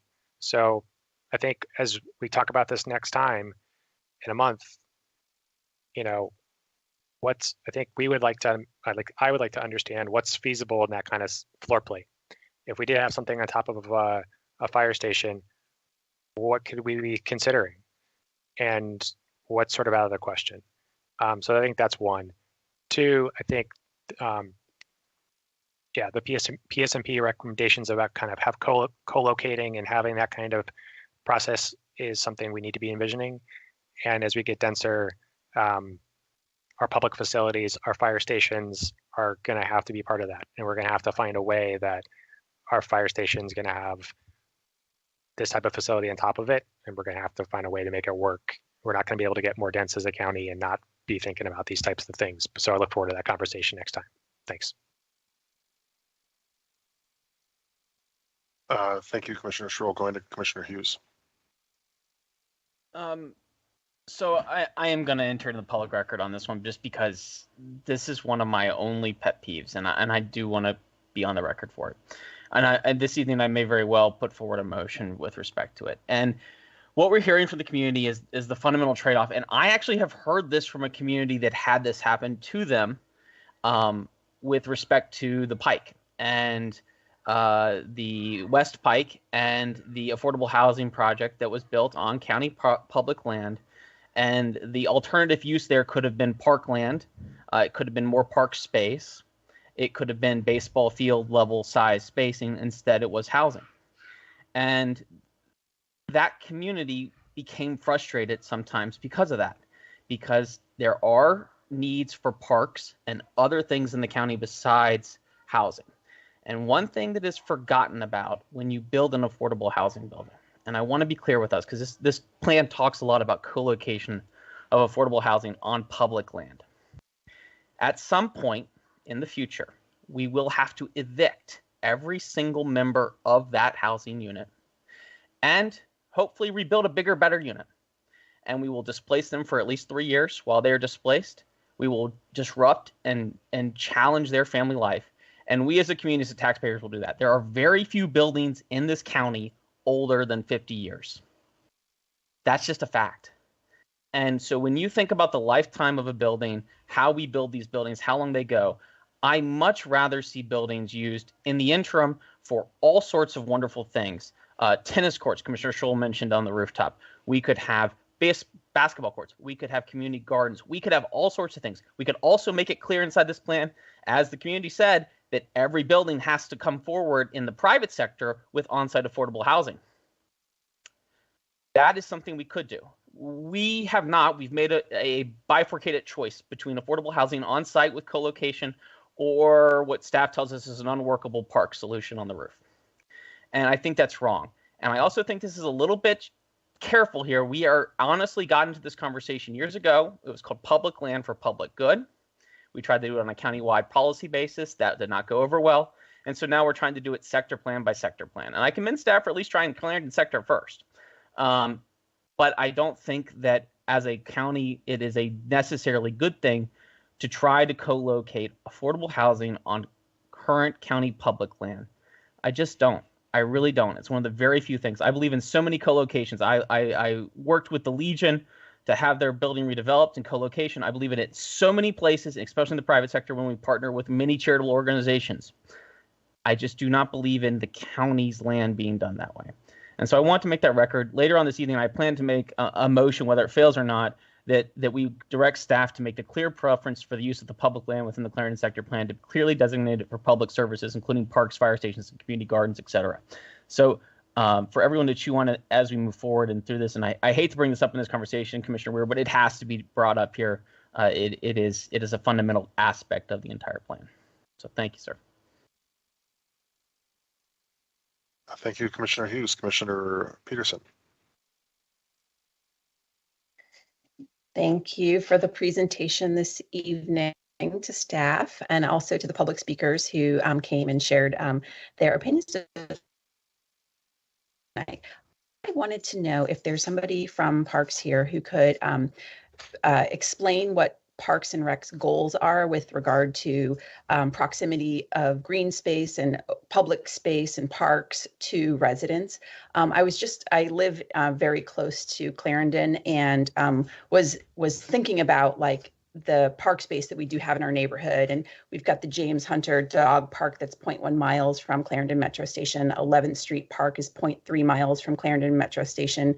Zitkala Park is 0.4 miles from Clarendon Metro Station.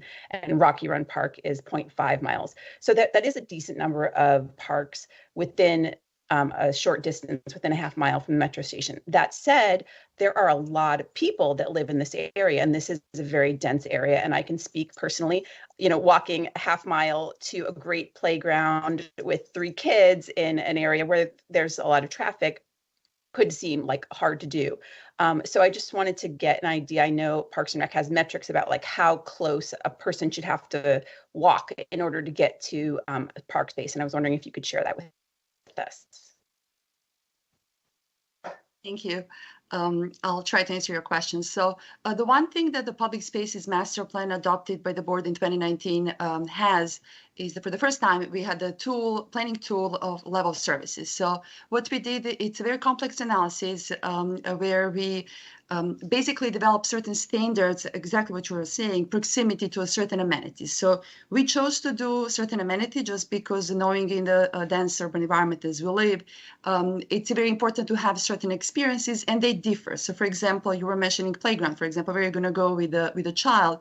Playgrounds probably should be closer to your place of residence. Some more unique type of uses could be probably further, and you're willing to walk or take a bus or drive to those amenities, such as, for example, community center or similar. So we develop those standards. And in some instances, it is a 10 minutes, some instances it's 20 minutes, so it depends on the amenities. So I would encourage you to take a look at the PSMP level of services, and then maybe there will be follow-up questions for us, so we are willing to provide any kind of explanation, or we can have more discussion maybe at the next PC meeting. So because the other thing that's very important, the level of services not only takes into consideration proximity, but also takes into consideration population density. So forecasted for the future growth. So we took all of that information because we knew it was very important, especially because with the forecasted growth of the county in the next several decades, that was very important to take somehow into consideration. So there is matrices. They're all different for different types of amenities. Not all different. There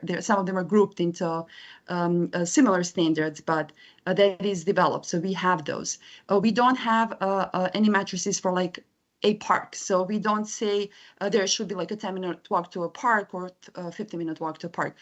On the other side, we do, as a county, we have joined several years ago initiative that the Trust for Public Land has, which is an initiative to have a park and in a walking distance of 10 minutes. That's their campaign is called a 10-minute walk to a park. And when they did mapping for the county, they realized that over 98% of the county residents have access to a park space. And obviously, they're different what they provide, but so we have a pretty good coverage on the public, some sort of public spaces in close proximity to our residents, but not to specific. You're not going to have a dog park in a proximity, obviously, always. So. Okay, so what you're saying is that the Parks Master Plan doesn't easily answer the question of whether this Clarendon sector update is achieving the goal, a particular goal. It's like not specific enough that we can say like this sector plan does or does not meet the goals of the Parks Master Plan. We can't do that with the way the two are written. So I would say it meets many goals. It meets the goal of increasing public spaces. That's one of the most important goals from the public spaces master plan. So it meets the goal of providing different types of experiences. For example, Fairfax Drive, new public space, envisioned public space at Fairfax Drive. There is in the draft document we mentioned by providing some connectivity or access to nature for residents, which we know that is a very important thing, especially in urban areas such as that. So there are different goals in the public spaces master plan. Some are very specific, such as standards for level of services. The other ones are recommendations. So I think that this proposed updates to the sector plan as well as the previous sector plan adopted in 2006, they do meet the goals of the public spaces master plan. They just meet them on different levels and in different ways. So. Thank you very much.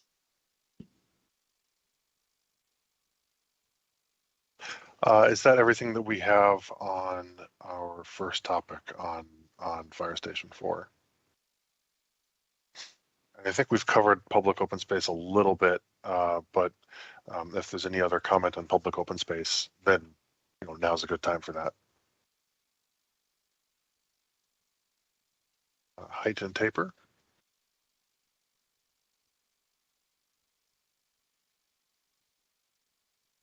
Step backs.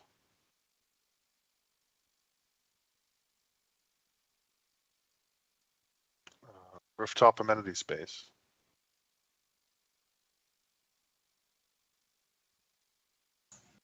Commissioner Morton. Apologies, I didn't get my hand up fast enough. I actually want to talk about the tapering. Commissioner Morton, with your blessing, we'll go to Commissioner Steinberger for tapering. And apologies. Sure. No, I really just wanted to convey that I think that the proposal from staff really does hit on an appropriate approach with the step taper and reflective of the surrounding neighborhood. And I think we've kind of hit on through going through the review meetings with the community up to this point. I think we've sort of hit on we've gotten to a good accommodation there. And so I'm pleased with where we've gotten to, and I wanted to thank staff and those in the community who've contributed to getting us to that point. So thank you. Apologies for the delayed hand raise. No worries at all. Commissioner Morton, we'll go back to you. Thank you, Chair Weir. I also wanted to acknowledge and echo Commissioner Steinberger and my colleagues'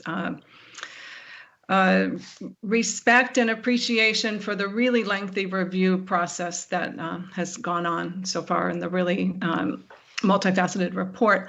I just had a quick question. I'm sorry, I should have gone back and looked right now. At an early stage, some of the rooftop space was being put forward as a component of the open space that would be seen as a public benefit. And I wonder if I could just get some clarification on whether that's still the case.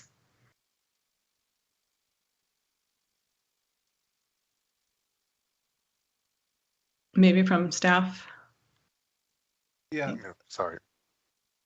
Are you talking more? I just want to confirm, Commissioner Morton, are you referring to the rooftop spaces, any potential public spaces on rooftops, if they were counted towards the overall contribution to the public space requirements or aspirations of Clarendon? Not the fire station, but some of the other buildings that at an early stage that you were talking about, roof decks and patios and things like that. So is that still something that you're considering as a contribution to the public space in Clarendon? Yeah, I mean, we always look for opportunities for rooftop public spaces and private projects. I'm not aware of any of the current proposals from the applicants of public spaces on elevated or rooftop spaces. I could be wrong. There's still some pending applications, but for the two that have been accepted, I'm not aware of any potential public space other than, I guess you could consider the rooftop space for the hotel technically public, if you were to, go to the restaurant or the bar space that's on the top of the hotel. But in terms of like counting towards public space in terms of square footage, in terms of recreation, we're not aware of any proposals. Okay, great. Yeah, I obviously discourage, a lot of times people feel like, oh, this is publicly accessible, but there are a lot of impediments to actually using it. So thank you for that clarification. Yes, thank you, Mr. Wallace. Thank you, Commissioner Morton. Anything else on rooftop amenity space or historic preservation?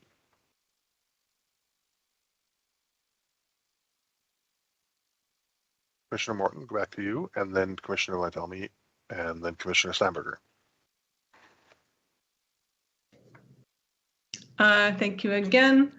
As I've conveyed to my colleagues, am very concerned not only about the loss of the Joyce Motors, but in general, there are an array of important, notable buildings throughout the county and here in Clarendon that were not taking as seriously as I would like.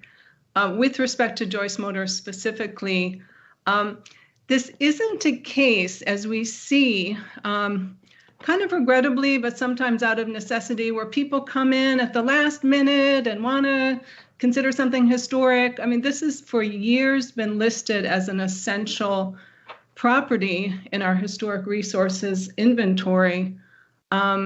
As was noted in the HLRB letter, this happened recently, the same kind of discussion in the courthouse landmark building where I was chair.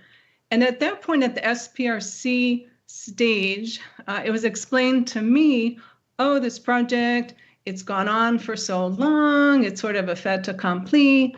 We've already gotten by off on moving the facade. It's only an important building, not an essential building. As an aside, I don't know what other component of our comp plan we have where we'd call something important or notable expendable, but be that as it may, this is an essential building which is seen as the very most important type of resource in Arlington. And again, by the time it gets to SPRC, I feel it's too late. At the LRPC stage and the sector plan update stage, when we're really laying out our aspirations for what we'd like to see, and where applicants are potentially getting a really big increase in development capacity, it really seems unwise to not express our desire that the most essential character-defining type of resource be, express our preference that it's preserved. We're sort of giving away any opportunity to ask for mitigation or some creative alternatives, which are abundant in Clarendon. There are many examples where historic buildings have been saved in situ with, some creativity. So I really feel if we treat this building as is proposed by the staff and allow it to be moved, we are really kind of making the whole point of our analysis of the HRI kind of irrelevant. We see project after project, we put it in a chart. Here's important, but we're tearing it down anyway. It really, by tearing down an essential building in our historic heart of Arlington, I don't know what kind of signal that sends to applicants or the community about the whole exercise of considering and evaluating resources on the HRI. So I can speak later about my approach to my views on his facade preservation, but I would like to yield the floor to my colleagues. Thank you. Thank you, Commissioner Martin. Commissioner Latelmi. Thank you, Mr. Chair, and I do support Commissioner Morton's comments. I've come around on this. Originally, when I was seeing these presentations through this LRPC process, I kept thinking, well, I don't know, I guess there's not much we can do, blah, blah, blah. Right now, I'm thinking more where we went wrong in the process with this building is that we are trying to fit the building to what the plan is rather than trying to fit the plan to the building. It doesn't go to the build to line. Of course not. It used to be a gas station. But that doesn't mean that it has to be a parking lot in front to be redeveloped in adaptive reuse, either the building or the lot itself. We have a number of examples within the Clarendon area where we had these corners that are left open, which become really nice public spaces. And of course, this would be complementary to the open space that we are planning to have right across the street.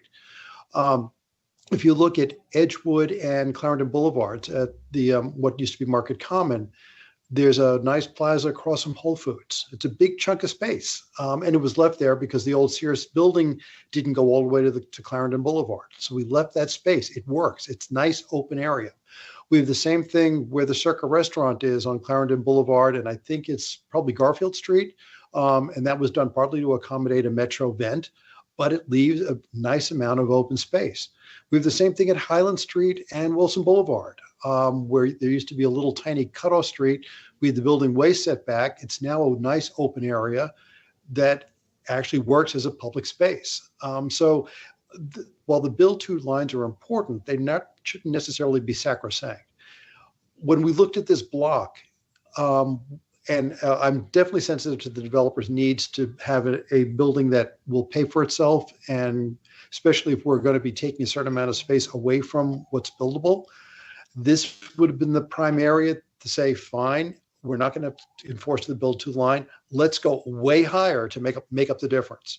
I'm not sure that was ever explored because we have various height limits within the Clarendon sector that we just won't go over. We have to have trade-offs do exist. We have to have them in order to preserve this building. If we're really serious about it, we would have allowed way more heights on this particular site in order to make up for the difference. I don't remember exploring that, and partly maybe that's my fault for not thinking of that earlier enough to raise it as an issue. But anyway, my point is I would be voting in favor of Commissioner Morton's proposed amendment to this because I think that we really should. It could have worked.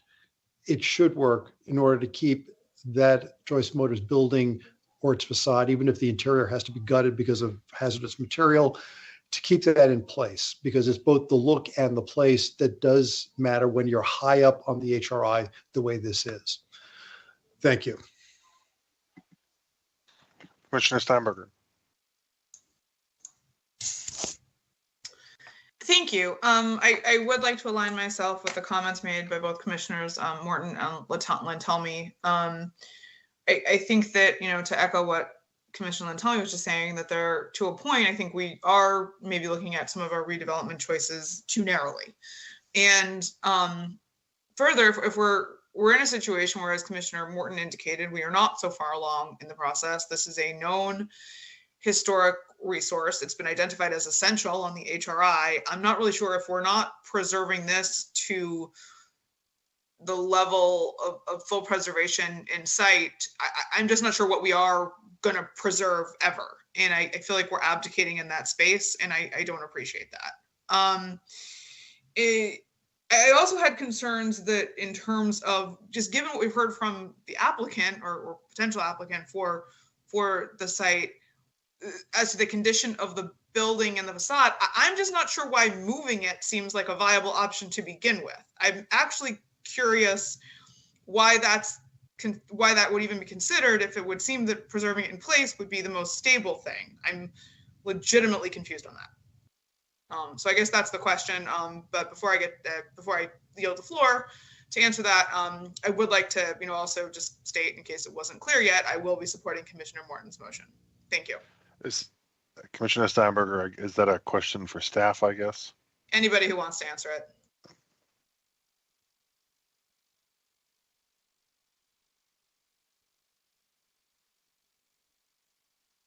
Okay, how about someone who doesn't want to answer it anyway? I would, maybe Mr. Wallace, I'll go to you on this one.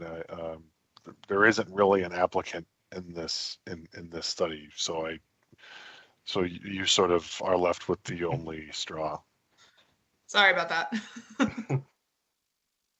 Yeah, and I know that one of the public speakers this evening was representing the applicant and spoke to this very topic, and would happy to welcome them to the mic if they want to add anything. I just want to say that, prior to this study even beginning in 2020, the applicant filed a site plan following the sector plan, which, did not require preservation of this structure. They've been very patient in participation throughout the study process. We understand the importance of the historical significance of the building. And as the applicant indicated earlier during public comment, we have had discussions with the applicant during the preliminary filing stages, and have been supportive of the facade preservation and relocation to the corner to, again, meet the build to lines, establish a good quality streetscape, and some of the other components that I mentioned earlier in the presentation. We did not explore through the study preservation in situ or, conversion of the asphalt parking lot to public space, as was mentioned by commissioners this evening. That was not part of any of the modeling studies. I think, as indicated by the applicant earlier, the preservation in place would render the site just not a viable redevelopment project. I know that they had mentioned some environmental constraints to preservation as well. I'm not that familiar with those, so would welcome any further additions on that topic. But our recommendation going forward would be to recommend facade preservation with the 10-foot step back, and to relocate it to the corner as indicated in the previous presentation. Thank you, Mr. Wallace. Mr. Painter, briefly. Yeah, just to echo some of the things that that staff had mentioned, and I did want to recognize Ryan Orr with Orr Partners as well. But I think the fundamental premise is that the project really cannot be realized if the Joyce Motors building remains in place. The application, It's unreasonable to require full building preservation, given the decaying state of portions of the building. And as I mentioned, we are preserving the most historically significant portions of the building. And other equally laudable sector plan goals, such as housing and land use and height and density and massing, will not, should be met.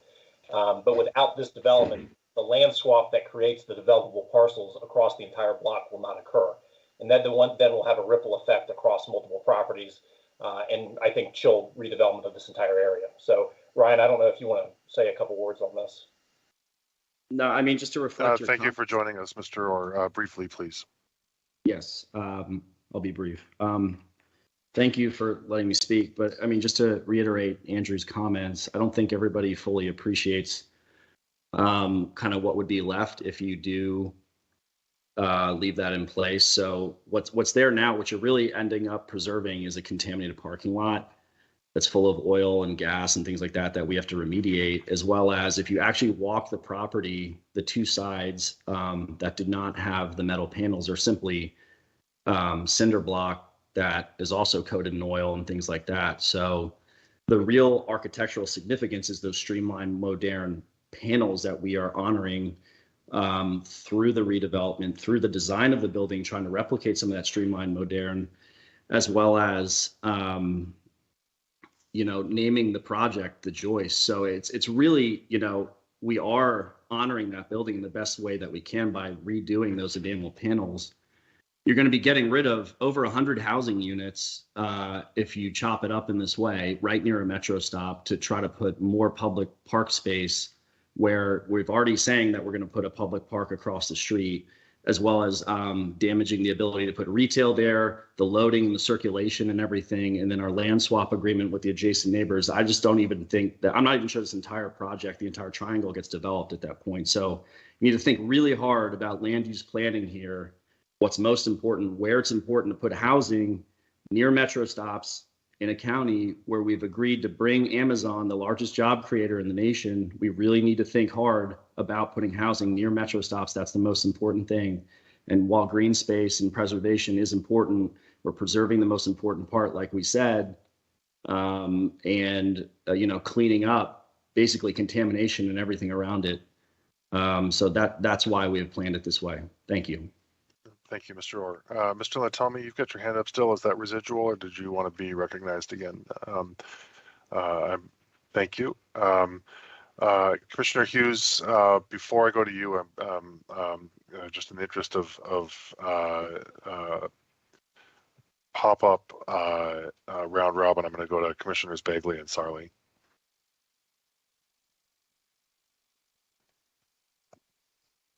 Okay, so me. Thank you, Mr. Chair. I appreciate the developers' issues with this. I am not a developer. I am not an architect. However, I tend to be creative, and I tend to want to get to solutions using every possible resource at my fingertips, which I believe is what we in Arlington have wanted to do for what I've seen in everything that we do for the years, at least, that I've been involved, not just with the Planning Commission, but with the Civic Association before that. Having said that, we also have, I thought, a historic preservation program, which in so many of these meetings seems to have to go and not be maintained as a historic preservation program due to constraints and possibly not finding all the creative solutions. I don't know the creative answer at this point, but I will have to support Commissioner Morton's motion on this, because I think at some point, either we say we have a historic preservation program or we just don't have one.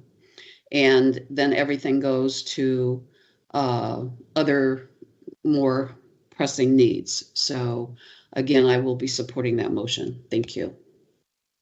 Commissioner Sarli. Thank you, Chair Weir.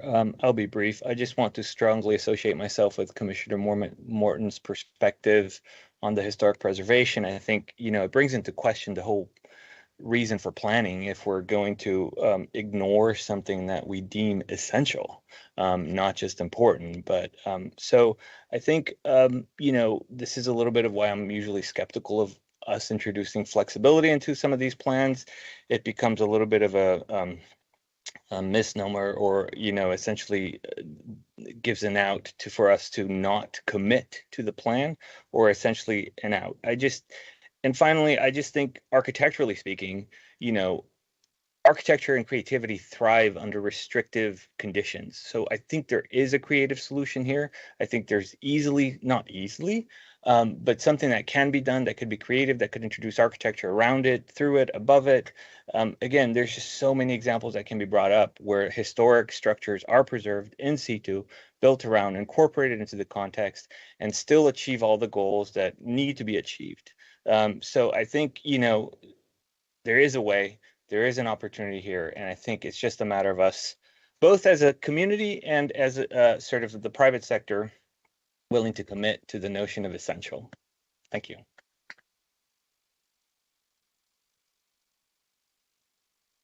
Thank you, Commissioner Sally. Commissioner Hughes. Thanks, Commissioner Weir. And I feel like the piercing eyes of Commissioner Iacomini will check me on this, just because I know it's there. Just for my fellow commissioners, I pulled up the Hri inventory of the 20-ish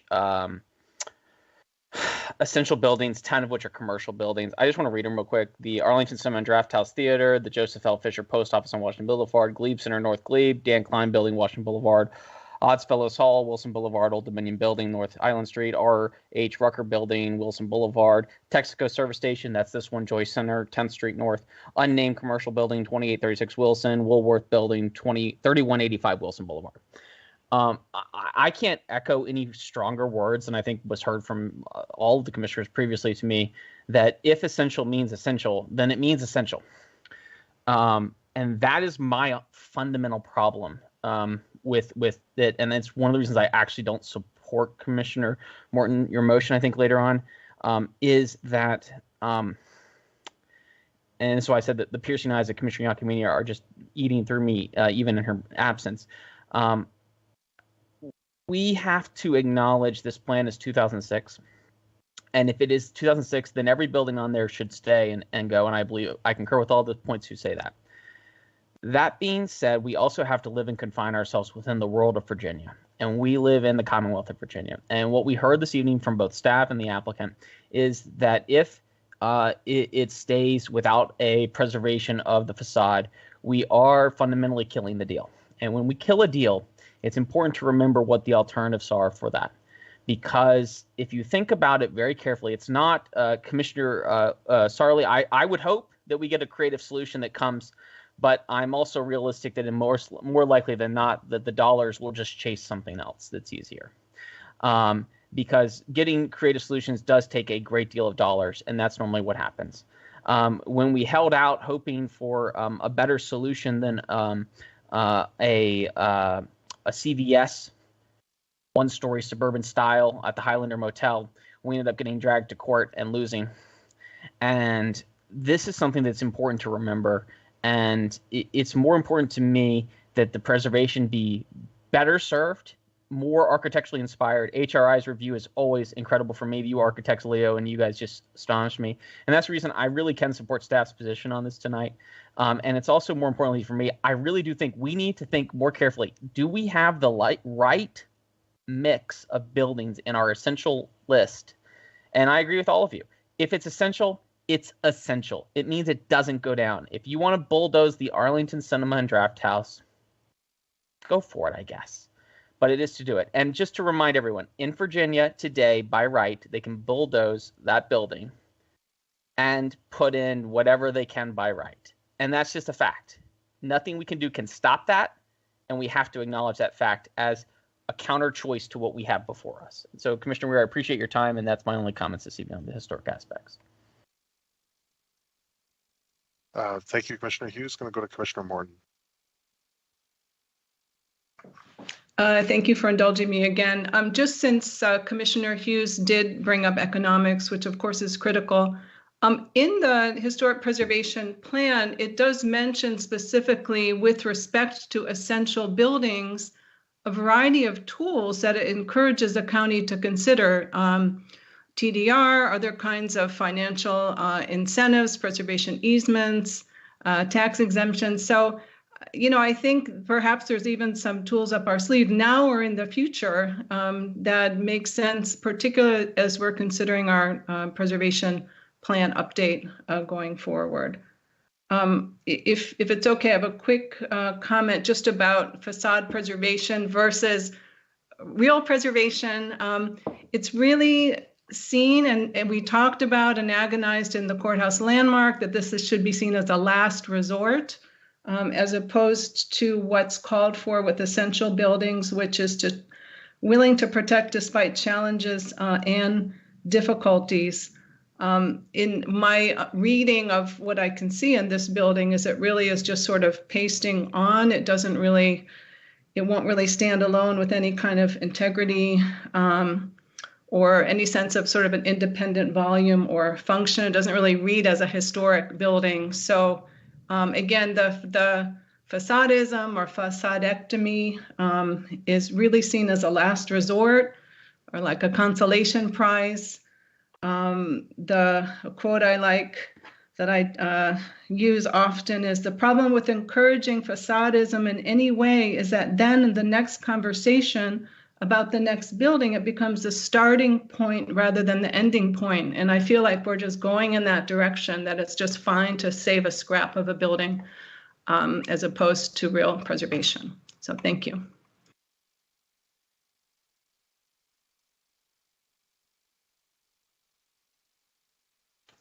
Commissioner Patel.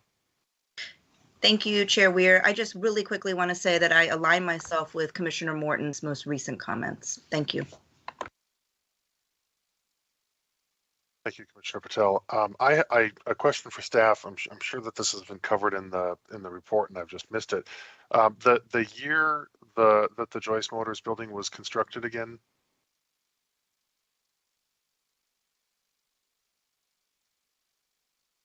Yeah, hold on. Let me, I have that. Bear with me for a second.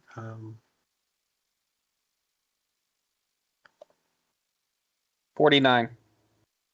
Oh, thank you. Yeah, and thank you. And has anyone managed to find any information on the structure that was there prior to 49? I'm looking at some of the aerial maps, and I can't find it with precision to share it, but best I can tell, the structure that was there prior to 49 used was built to the street rather than with a parking lot set back. Is that information available to confirm that? I don't have that available at the moment, but we can certainly look into that and provide an update at the next meeting or post new materials if we can find some.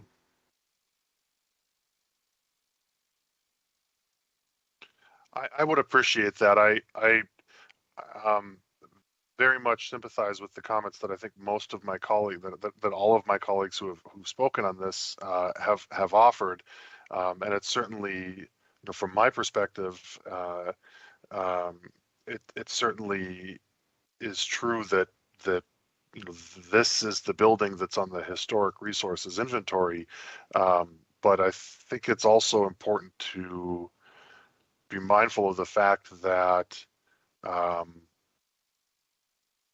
in the scope of the history of the county, a building didn't just spring fully formed from the forehead of Zeus, right? Like,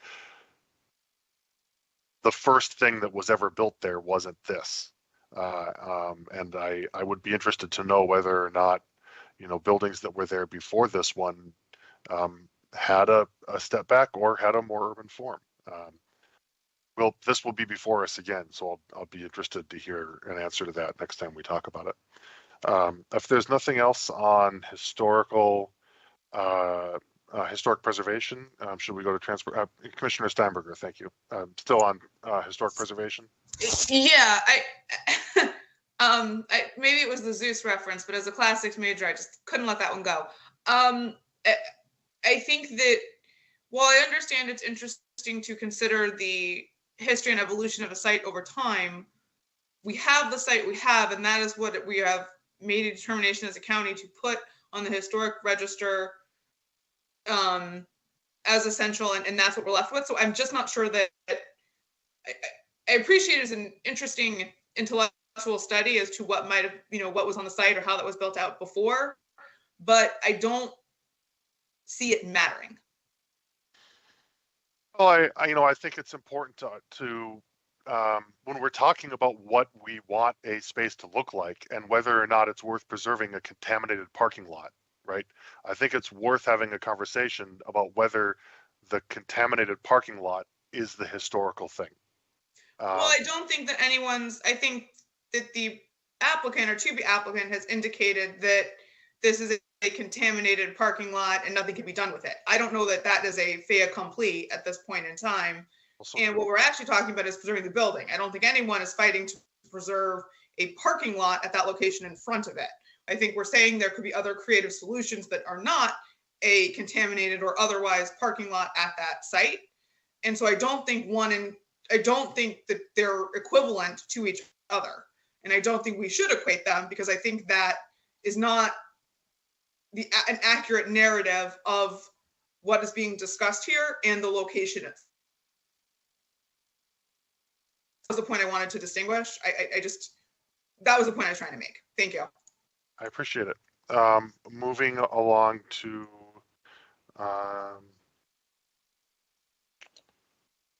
lost track of my notes. Moving along to transportation.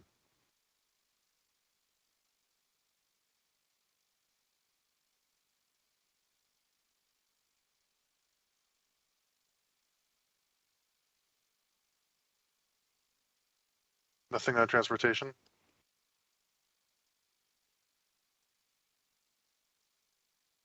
Commissioner Lantami.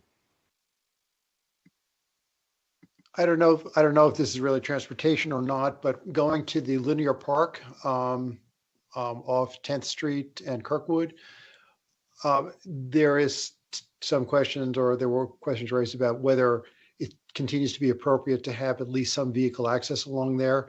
I think that's necessary in order to preserve the ability of some of those businesses along there to be able to get to proper deliveries. I think this is a wide enough area that the linear park would not really be terribly impacted by having what's in effect an alley along it in order to have deliveries be made. So I definitely support the whole concept of the linear park, and I don't think the concept of that is at all diminished by having that vehicular access for limited purposes. It will not be a through street. It shouldn't be designed to look like a through street. There will be a bike facility going through it, which obviously will be a protected one as a practical matter. So I think that there will still be a role in the transportation network for this strip that will turn into a park. But I don't think we have to go so far as to say that it is totally banned to have any wheeled vehicles going through it. And I don't think that's part of the plan at all. I just wanted to put my support in that having what we're going to be planning to allow there does make a lot of sense, and will still be a really good facility even with that there. Thank you.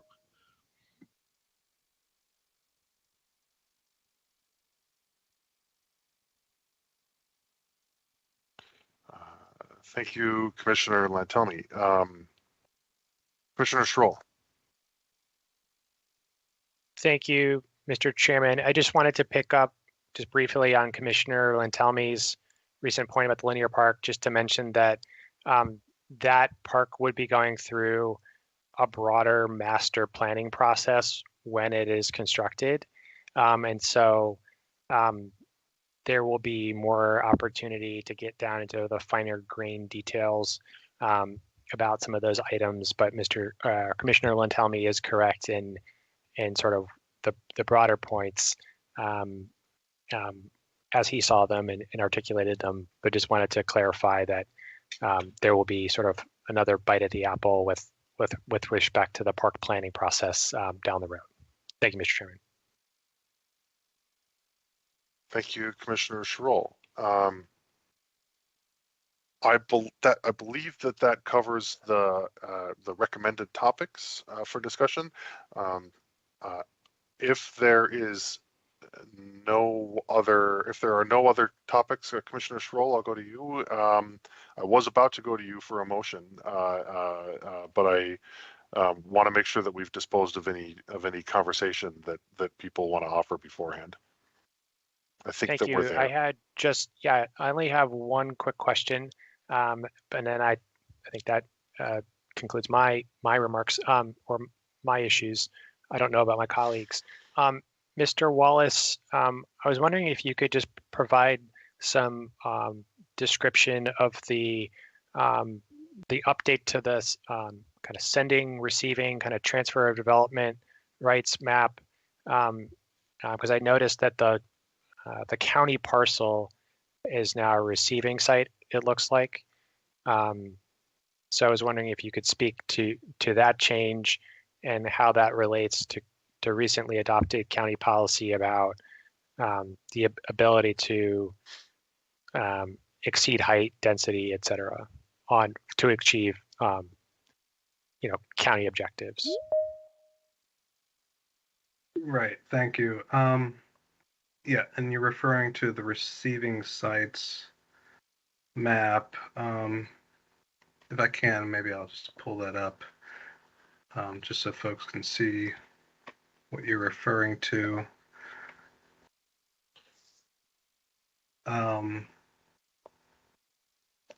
Here it is. Can everybody see the screen now? Yes. Okay, yes. Good. All right. Thank you.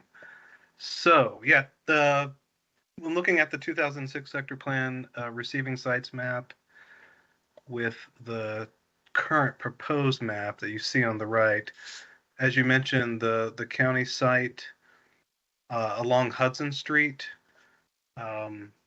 adjacent to the Verizon building, is recommended to be included as a receiving site, as is the Wells Fargo site, which is consistent with the 2006 plan.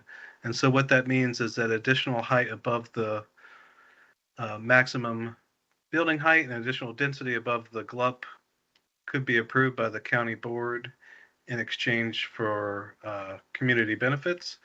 And so we're identifying that area on the north edge of the county parcel along Hudson Street to potentially be extended above the 110-foot height limit to the 128-foot height limit, which again would be consistent with the Wells Fargo site in the dark orange. And again, in exchange for community benefits.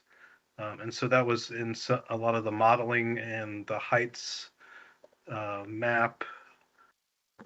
You can see here the red polygon that's circling the Wells Fargo site, and also that, again, that northern portion of the county site is, again, areas where the county board could potentially approve additional height above that 110-foot maximum in exchange for community benefits. Great. Thank you, Mr. Wallace. You're welcome. So, Commissioner Schroll, do you want to kick us off with an initial motion?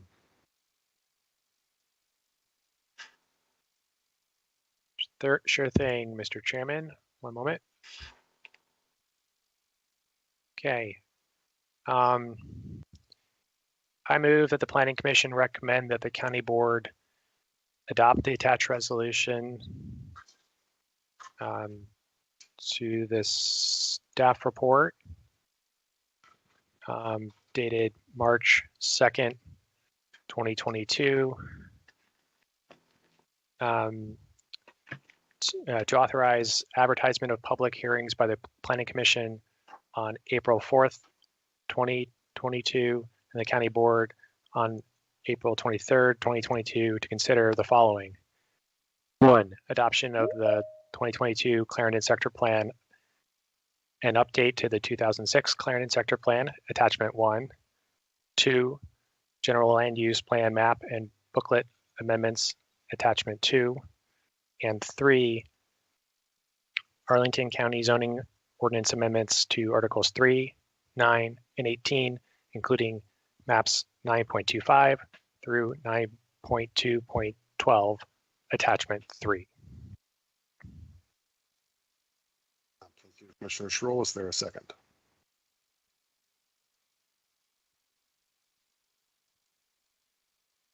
Sure, I'll second it. Seconded by Commissioner Lantelmi. Commissioner Schroll, do you care to speak to your motion?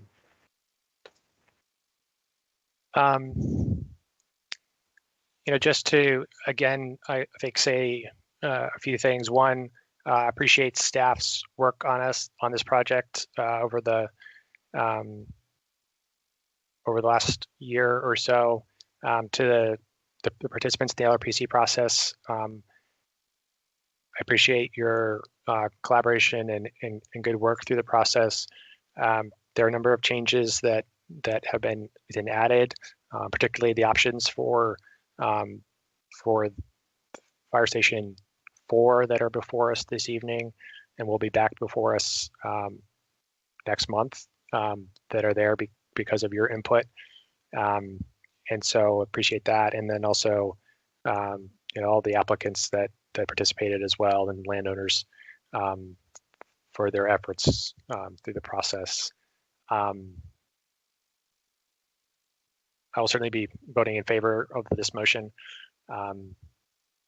So thank you. And thanks to staff for their kind of feedback this evening, and look forward to further discussion next month.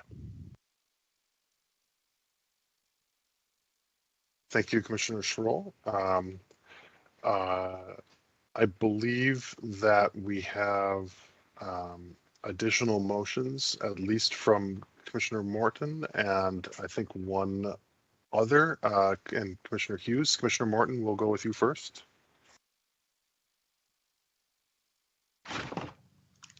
Thank you, Chair Weir. I shared this with my colleagues earlier this evening.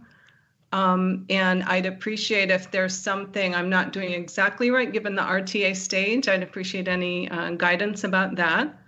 My motion I'd like to offer is I move the Planning Commission recommend that the County Board direct staff to incorporate into the Clarendon Sector Plan update a recommendation for full frontage in situ protection for the Joyce Motors building, listed as one of Arlington's essential buildings.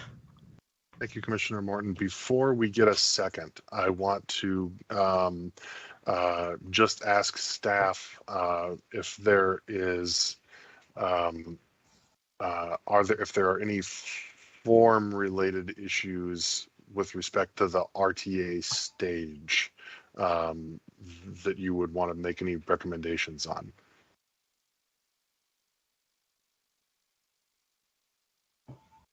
Either to Ms. Johnson or Mr. Wallace.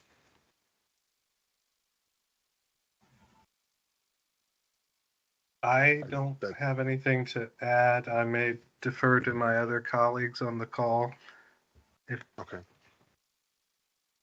I'm trying to make Ms. Smith. Thank you. Yes, thank you. Your input is always Thank you, welcome. Mr. Chair. Just to to add some clarification to your question, are you asking, would we want to potentially change any recommendations that might work in tandem with the amendment from Commissioner Morton? No, I'm not. I'm trying to. What I'm trying to do is to protect the substance of what Commissioner Morton is trying to put forward in a way by making sure that the RTA that it's able to affect the RTA, right, in an appropriate way. I mean, given that this is never something that I've had a very good handle on, and I think that a lot of my colleagues would say the same thing. But given that it's the RTA stage, what we're trying to do is to maximize what we're trying to make sure that we recommend to the board that they maximize what they can advertise, right? Great. In terms of maximizing the authority that the board has to act. Thank you for the clarification. Yeah. So no, I'm think thinking out loud. I'm that there's a question mark at the end of that sentence. Please.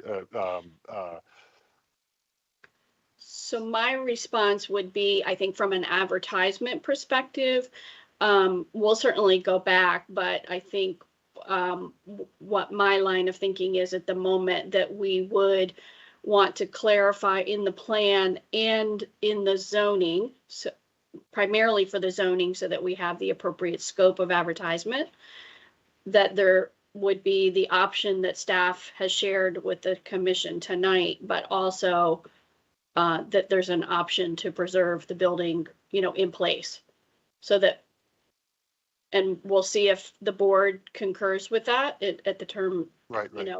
I mean, we will go back and talk about that, but I think that that's what, with the planning commission, if you take action on that tonight, and the board agrees, we would likely be advertising a range from preserving in place, or possibly with the other end of the range being what staff's presenting tonight, if that makes sense. It doesn't. I have a couple of thoughts, but I want to first go to Commissioner Hughes, then Commissioner Patel, then back to Commissioner Morton. Thanks, Mr. Chairman. This has not been. Thanks. Yeah, Commissioner Schroll, you are correct. Commissioner Schroll is correct that discussion is on the topic is out of order. That's my bad. So is that Commissioner Hughes? That's a second for the purpose of discussion. I just wanted the second, actually. Thank you. I wanted a second too, but I'll let someone else have it. That was you, Commissioner Devanshi? Patel? Yeah, Commissioner Patel. Commissioner Patel was with the second. So then discussion is now in order. Commissioner Hughes, I'll go to you. Thank you. And honorable mention Commissioner Steinberger trying to get the second in. And so this is what happens when we get out of practice with doing these RTAs in the sector plan. And I was hoping Commissioner Schroll was going to jump in here. So Commissioner Morton, I think that your motion does achieve the objectives that you desire, in my opinion. And as staff laid out, there are ways we could do this. You could go through the document yourself and say, staff, I recommend we strike paragraph 43, paragraph 36, paragraph 14, 36, substitute X, Y, and Z. You could also just make a very broad statement as you have, and at which case, should the county board wish to adopt it, they could direct staff to hopefully be prepared to have recommendations before them at the advertisement to change, or they could hash it out from the diocese like sometimes happens from us. So all those things are available to us. And so I think Commissioner Morton, for the intentions of our discussion this evening and for the county board's advice, I think that it will achieve your objectives moving forward. And I intend to offer something very similar in my own one. So I think that it's very farewell. But for since I'm going to be gone in the long run, in a year, as a reminder for everyone as you continue on, there are many methods we could do. You could strike it. You could recommend page 43, strike this. Page 36, strike this. Page 14, strike that. These are very important, though. The one thing that we all have to remember is that at this stage, we need to do it at the RTA, because the next time we hear this, our hands are much more tied. And we really do have a harder time making any substantive changes. This is the point to do it, Commissioner Morton. So I think you've done a good job in crafting that, and Commissioner Schroll will do it. And I won't be brief, but just from my previous statements, I don't plan to support it, but I agree completely that if essential does mean essential, then it should mean exactly as you said. And I am not a proponent at all of facade preservation. I do believe I understand the character and place of the building itself where it is. Commissioner Hughes, I had recognized you on the in trying to make sure that I'm going to come back to you, but I want to give Commissioner Morton a chance to speak to her motion before we start getting into the Commissioner Morton, into discussing the substance of it. And apologies again all around. The deviation that I took was really just to try to make sure that that we had that it was in order to make a substantive recommendation at this point, and I agree that it is based on what we've heard. Commissioner Morton, after you speak to it, I just for signposting, Madam Chair, I heard you weighing in too, so I want to go to you after Commissioner Morton speaks in case there was something that you needed to share with us that hasn't been addressed. Madam Chair, I said Madam Clerk, sorry. Okay. Yeah, thank you. And I appreciate the clarification by Commissioner Hughes. I'm often not exactly sure of the right kind of intervention at the RTA stage. So appreciate the clarification. I think I've really spoken to the motion in a way that's sufficient. For me, again, I concur with my colleagues. If we're going to be taking this seriously, we have to take a stand when something's called essential. And so I appreciate the additional thoughts of my colleagues, and I will leave it at that for right now. Thank you. Thank you, Commissioner Morton. Madam Clerk, you had jumped in, so I just want to make sure that I go to you in case there was something you needed to share that I missed. No, all is well. Great, thank you. Sure. Is there anyone else who would like to speak either for or against or in relation to Commissioner Morton's motion?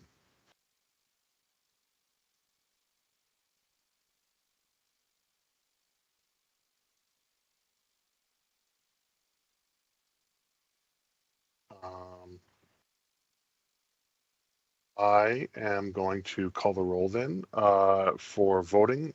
This is a vote on Commissioner Morton's amendment to the main motion, which would add to our recommendation the language about including a full frontage in situ protection for the Joyce Motors building. That said, Commissioner Bagley. Aye.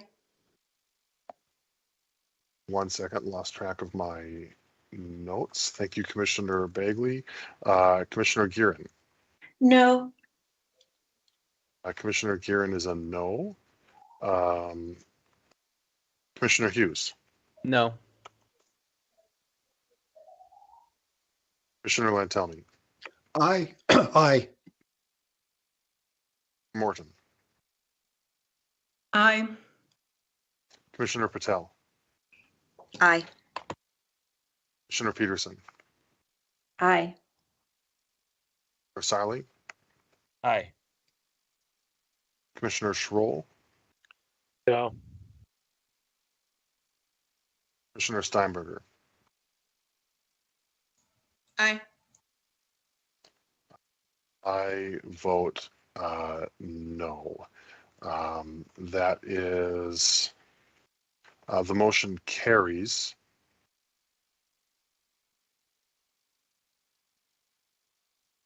Seven to 4. Are there other amendments? Commissioner Hughes.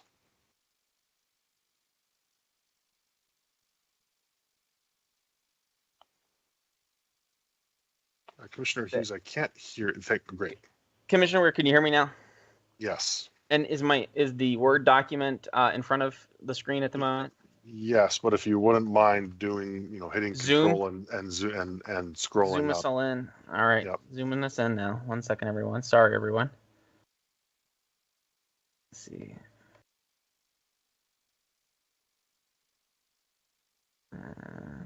Is that better for everyone? Is that clear? Yes, thank you. Get larger font.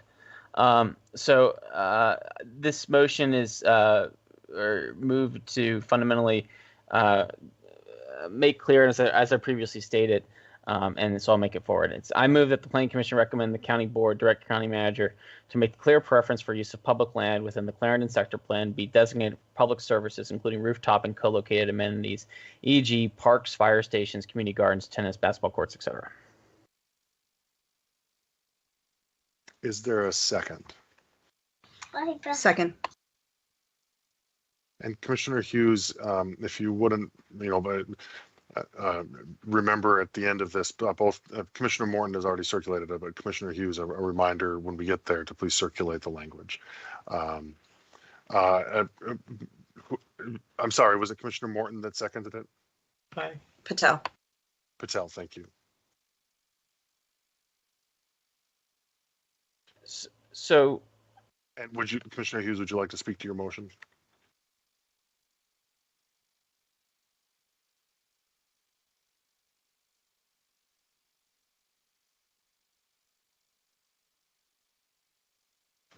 Commissioner Hughes. You're mute. Can you hear me now? Yes. Can you guys hear me now? Yes. Yes. I'm struggling. I'm sorry, everyone. So for those of you who know me well, and I'll try to be brief because I did speak on this early, this may surprise you, but this is actually one of those fundamental things that really does sort of irk me, which is that we are a growing county and the land we have is very valuable, and valuing it is even harder. Not for our private sector. They have an easy time valuing it. They sell it and trade it. So when we make these fundamental decisions about co-location and things like that, we create not only a problem for ourselves in the future, but a little bit of a problem for ourselves now. And that is that we do have limited public land, and the public land we have is very valuable. So I agree that maximizing its usage for all sorts of things is great. The community's already mentioned some things. They doesn't have to be a mini community center. It can be as simple as a rooftop garden. We don't have one in that area. These are things that can be explored. Yes, it does increase the cost of building it, but it does do 2 or 3 things. So I really am a strong believer that it's what we forget when you build a house is that very few houses in multifamily will stand the test of time, and very few community buildings that we build are what we intend them to be doing 50 years from now. And 50 years ago, most of the buildings we have weren't doing what they were doing.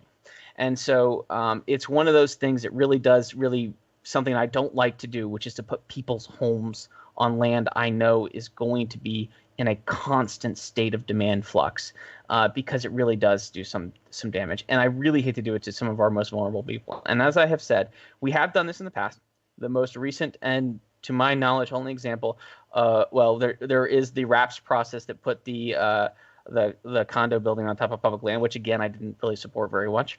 But that was all high, very luxury units, to Commissioner Bagley's previous point. But we did do this on the west end of the pike, and we are now searching for more parkland there because our parks master plan identified many red areas in that mapping zone of needed community services that are no longer available.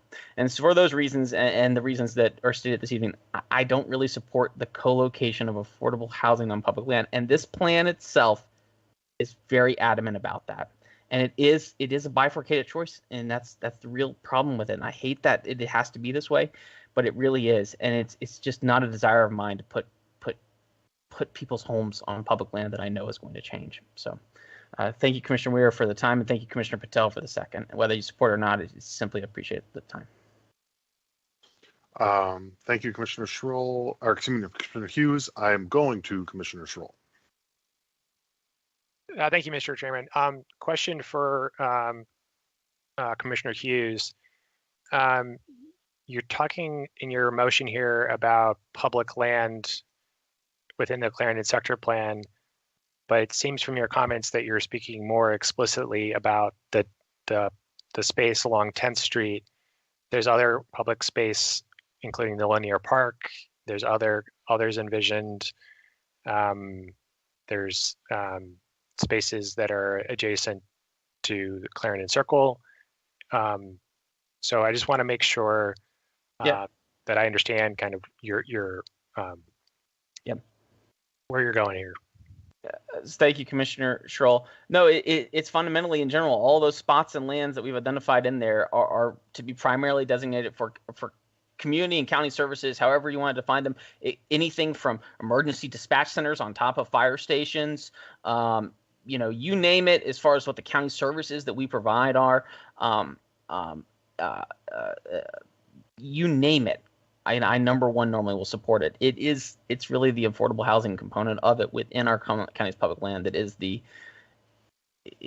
it's the red line for me. That really is it. So it is fundamentally. That's the reason I crafted the motion to really support all sorts of priorities that we have within our plan. And there are some that I've missed. Please let me know, Commissioner Schroll. But it was designed to really put the clear emphasis in the plan to be that the public land we have prioritizes those activities first.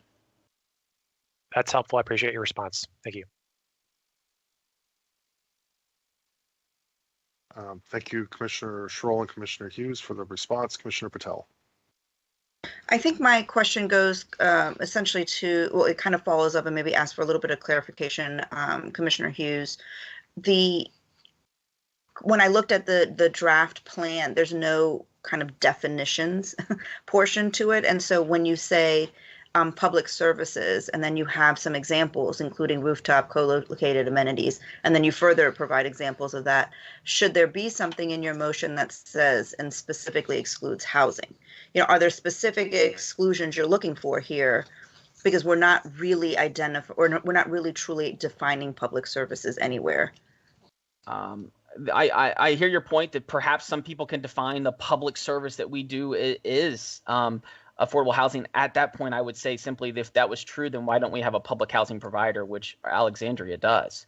You know, we have chosen as a community not to have a public housing provider be a government entity. We have chosen it to be the private sector through our nonprofit development partners primarily to provide comprehensive wraparound services in many ways that far exceed fundamentally some of the things that happen in Alexandria and some of our neighboring jurisdictions. And so I think that makes it clear in my mind that we as a county have at the current mind chosen not to implement a government entity to oversee our affordable housing methods. And so I don't think it needs any more clarity. And that's the reason I did do the EG with the examples on there. And if there's some things that we should include, for example, Commissioner Stroll maybe say, emergency dispatch center, as office space above the fire station. I'm more than willing to add to the list. I just don't think we need to list an exclusion, because at the moment, I don't think it's in our plans that it's clear it's not a government provided service in Arlington County. But I think that that's where I'm struggling, is that if we've never defined it anywhere as what it means, then is there, kind of going to Tenley's point on Monday, there could be some savvy lawyer that says that this is a public service. Well, having worked with so many of you, I've worked with so many of you savvy lawyers. I can always tell you there's a savvy lawyer out there who will try to figure out anything. And as I said in my comments, we have done this. We have done this in two locations. The most recent of which is the high rise above the fire station in the RAPS process, which is luxury condos that I'm not even going to go there because you can go to listen to that conversation. I spoke out at the time too. But before that, we did it with affordable housing on the west end of the Pike. And as I said, today, when we look at the park deficiencies in Arlington and we look at the map, they are there on the west end of the Pike. And fundamentally, we took land away from the community center and we gave it to affordable housing through our partnership with APA that built a very nice unit that houses many people. But it means that there's not a park there. And it means we have a red spot, and it means we now have to find more land there somewhere, and it's still not there, to build those parks. And so this is just the things that make me say no when I see that. And so I'm fine staying on the Hill alone, as all of you guys know, but I do have to make this motion. And not to belabor the point, I don't necessarily know if you're standing, okay, I'm sorry, my kid is actually still awake right now, but I don't actually mind, I'm not saying that you're standing on this hill alone. I just feel like the intent of your motion, it feels kind of twofold for me, the public service component of it, and then there's kind of exclusionary component of it. And so I feel uncomfortable saying something is designated a public service without some place to anchor that term. And this may just be kind of a flaw for me because I do think about words all day. Would you prefer I strike the word? It's not a necessary component of the structure of it. I mean, I think it goes to the intent of what you're saying, right? It's got to have some community, public good kind of benefit. We don't talk about things being public good anymore, but I mean, I just feel like what you're saying is really looking at an exclusion, and you don't put it in there. I mean, if you like, I can. The substance of my discussion this evening will include it in the letter if it were, fail or pass. So. Yeah, I mean, and I guess we have time to kind of tinker with it a little bit later since we're at the advertising phase of this now, and then we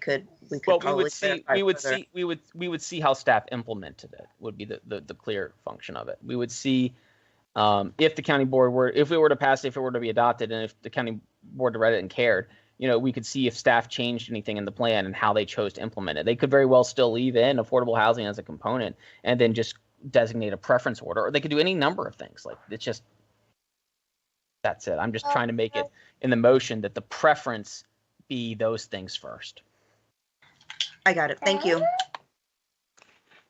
Commissioner Steinberger. Hi, I think Commissioner Patel really may have gotten at sort of my question or confusion even better than I could have expressed that.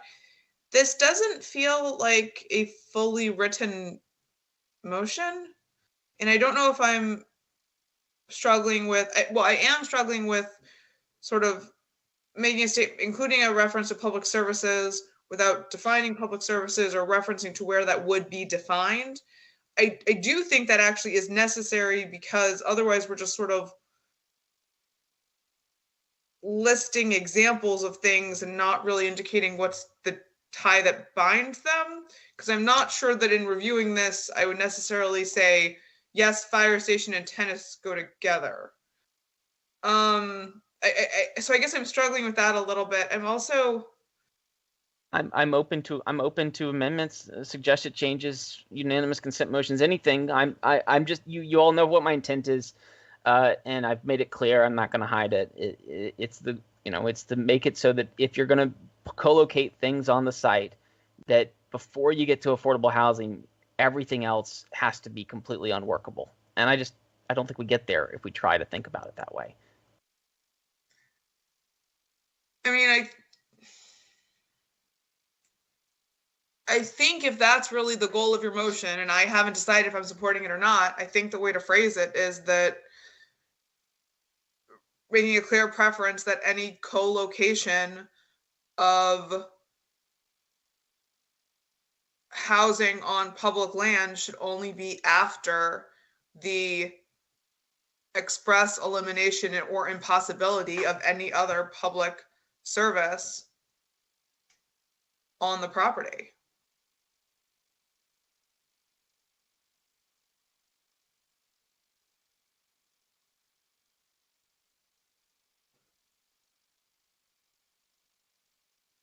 I mean,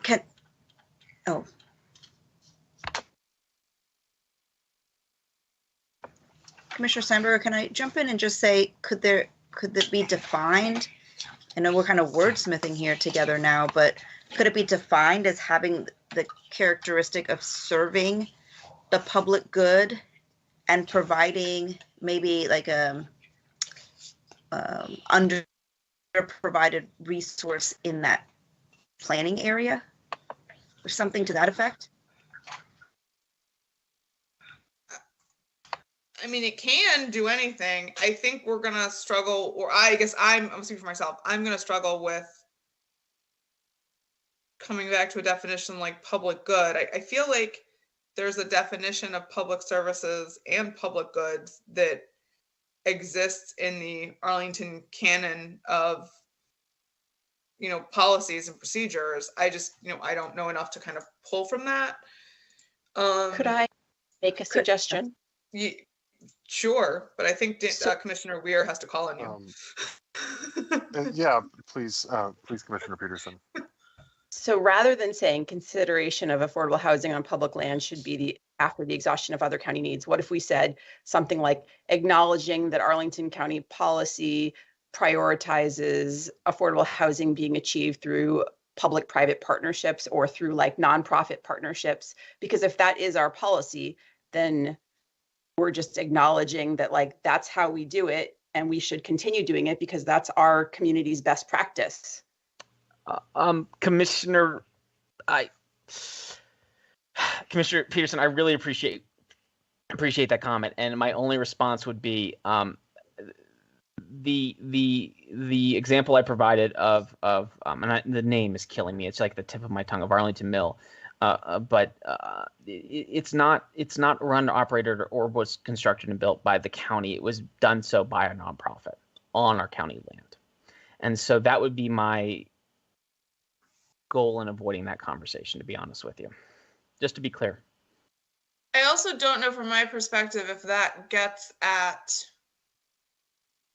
saying that that should be sort of the last resort. I I'm want not to sure. move to. We haven't done a wordsmithing like this in years. I want to Jesus. get to. This is I want good. to get to Commissioner Schroll. Thank you, Mr. Chairman. Mr. Pfeiffer or Ms. Smith, as we are debating and wordsmithing here about an area in the code that does define our public services, would you perhaps let us know if that is in a specific section or defined in other parts of the code or ordinance?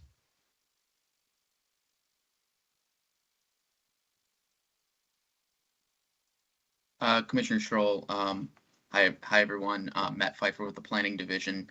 And if Jen has anything to weigh in, I will let her do so as well. The zoning ordinance does define community facilities. Actually, I don't know if it defines community facilities, but it mentions community facilities as those types of facilities that are eligible for bonus density. I think many of the items that Commissioner Hughes mentions in his motion would fall under that rubric. But again, I think that there's sort of it may be not quite defined. So I'll let Jen weigh in now if she has anything to add to that. Thank you, Mr. Pfeiffer. And the question, Commissioner Schroll. In the zoning ordinance, so here's some additional feedback. In the zoning ordinance, we do have use categories, community facilities, and we also have government facilities. So I think those two terms may be relevant here instead of the term public services. Government facilities is where fire stations are used. We use that term even in some of the proposed text that you have before you tonight. And community facilities is for things like community centers, courts, things like that. Thank you both. And then while I have you both answering this question, just to, I guess there was some reticence by some of my colleagues about, affordable housing being one of the items that could be a community facility. Is it safe to say that a community facility or a government facility cannot simultaneously be an affordable housing facility? I think that's accurate. I mean, I think from the use table perspective, affordable housing would be classified as a residential use. Okay. Thank you both. So, Commissioner Hughes, I don't know if any of that is useful in terms of amending the language here, but it may allay some of your colleagues' concerns about providing a little bit more specificity. I don't know if it's amenable to the motion maker yourself, but. So Commissioner Schroll, just to be clear, and I would like staff or maybe Jen to confine, do community facilities preclude housing? I believe community facilities would include Arlington Mill and the site. They're defined that way, is my understanding. Like zoning district RC, I think, would allow that. Commissioner Hughes, I think that from the zoning perspective, we would still treat housing as a residential use. So if the zoning, right, allows a mixed use condition, then we would have both housing and a community facility service, right? Yeah. And I know that we've got an example of that along Columbia Pike, but the zoning allows both uses. Correct. And that's kind of where I get to again, which is Commissioner Patel saying words matter, and I agree. And Commissioner Schroll, I really appreciate you trying to do it. And it's just my knowledge of the term community facilities inside the zoning ordinance knows that the two, by including it completely it obliterates the intent I made as a motion maker. So it's kind of something I can't do. So, and I'm okay if it fails. It's fine. Commissioner, before we start getting to voting, which we do have to do, I want to go to Commissioner Patel. This is kind of my last attempt to do wordsmithing because I'm actually inclined to support this motion. I just want to be able to figure out how to get it best worded. Can we say designated as a community facility, government facility, or serving or providing a service by the county or through the, you know, I had it actually before. So yeah, government facility, community facility, or service through the county.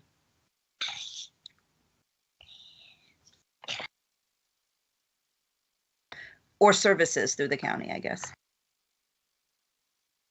Or other services through the county.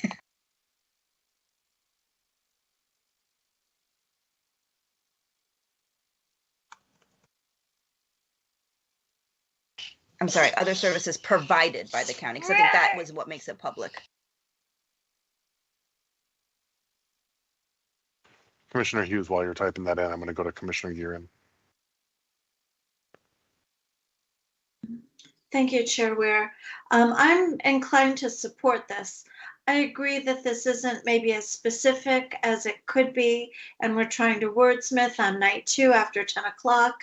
But I think Commissioner Hughes raises a really critical point, and we've seen this happen. I was 6 years on Park and Rec before. This is my 7th year on PC, and it seems to be really, really easy to look at our public space, our open space as something that's vacant, and put something on it that doesn't necessarily serve our public purpose. So I really appreciate that we're raising this, although I agree with Commissioner Hughes, it might not go anywhere. I fully intend to support this. I really appreciate the intent. Thank you, Commissioner Gearin. If there are no other speakers, Commissioner Hughes, let me ask you to zoom out just a little bit and then try to get unanimous consent to amend the motion to as written.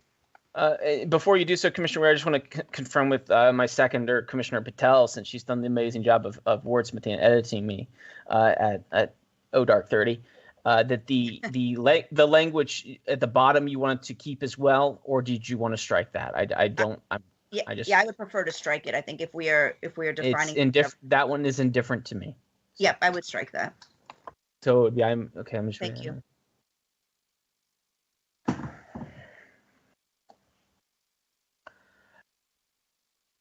All right, I would seek unanimous consent. I'll just with Commissioner Patel's permission, I will rescind my original motion and would seek the chair's Unfortunately, Commissioner Hughes, that's not something you get to do without unanimous consent because the motion, once seconded, belongs to us. God bless you, Commissioner Schroll. I've missed you, sir, and Commissioner Weir.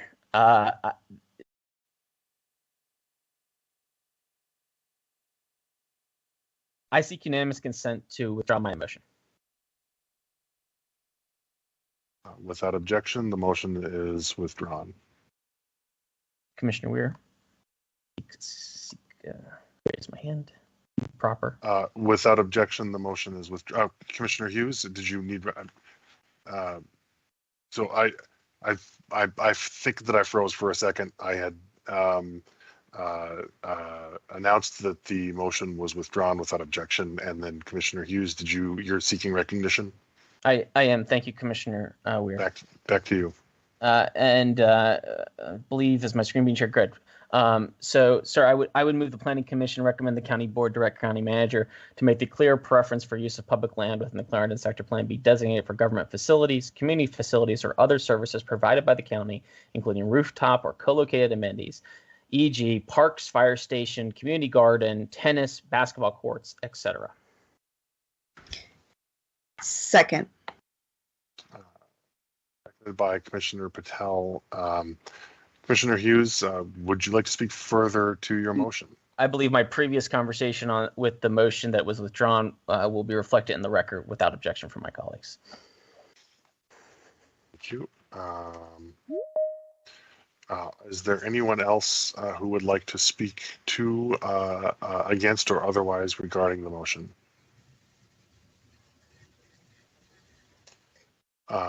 Seeing no hands, I will go down the roll. Commissioner Bagley? Aye. Commissioner Gearin? Aye. Commissioner Hughes, Aye. Commissioner Lantelmi, Aye. Commissioner Morton, Aye. Commissioner Patel, Aye. Commissioner Peterson, Aye. Commissioner Sarli, Aye. Commissioner Schroll, Aye. Commissioner Steinberger. Can you roll so I can see the whole language again?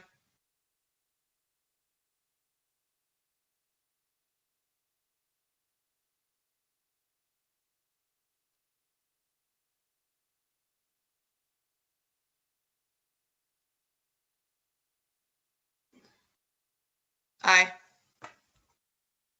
I vote aye as well. The motion carries 11-0. Are there any other motions on this item? That brings us to the main motion. As amended. As amended. Thank you, Commissioner Schroll. I will go down the roll again. Commissioner Bagley. Aye. Commissioner Giron. Aye. Commissioner Hughes. Aye. Commissioner Lantelmi. Aye. Commissioner Morton. Aye. Commissioner Patel. Aye. Commissioner Peterson. Aye. Commissioner Sarli. Aye. Commissioner Schroll. Aye. Commissioner Steinberger. Aye. I vote aye as well. Motion carries 11-0. Madam Clerk, will you please call our next item? Which I believe is commission business.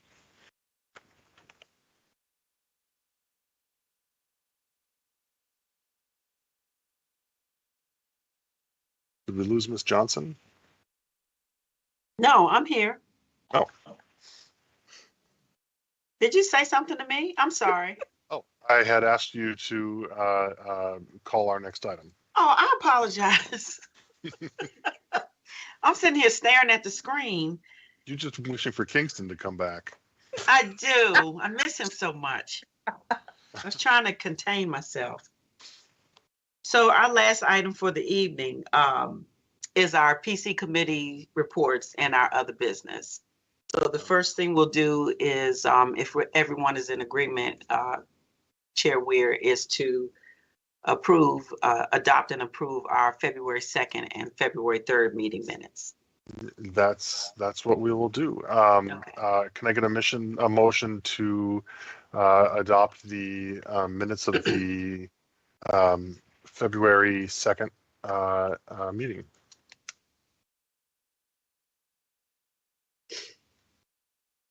I'll second, Commissioner Steinberger.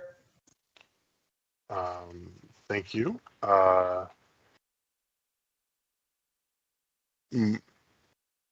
What? Who moved it? I thought you did. I'm sorry. No, I had asked for a motion to adopt them. I'm sorry. Commissioner Steinberger makes a motion to adopt the meeting minutes from February's meeting. Thank you. Can I get a second? Second. That was Commissioner Sarli. Yes. Thank you. I am going to Commissioner Schroll, there are 3 people who would normally be abstaining. Can I just call for adoption by acclamation and let those who would be abstaining just abstain? Or Commissioner Giron, you have your hand up. Yeah, I actually attended February 2nd, so I'm not abstaining, and I've made that note to Ms. Johnson. Yes, I've made the change. Okay, so without objection, the minutes that would be the minutes will be adopted as amended to reflect the Commissioner Giron was present. I am just going to quickly go down the roll. Commissioner Bagley. Aye. Giron. Aye. Commissioner Hughes. Aye. Commissioner Lantelmi. Aye. Commissioner Morton. Aye. Commissioner Patel. Abstain. Commissioner Peterson. Aye. Commissioner Siley, Aye. Commissioner Schroll. Mr. Chairman, I think Commissioner Siley, I'm sorry. Yeah, Commissioner Schroll. yes, Mr. Chairman. I intend to vote yes, but there's one further edit to the February 2nd. I was in attendance on February 2nd. I was absent February 3rd. Okay. So with that change, I vote aye. All right, Commissioner Steinberger. Aye. I vote aye as well. Minutes of the February 2 meeting are adopted 10-0.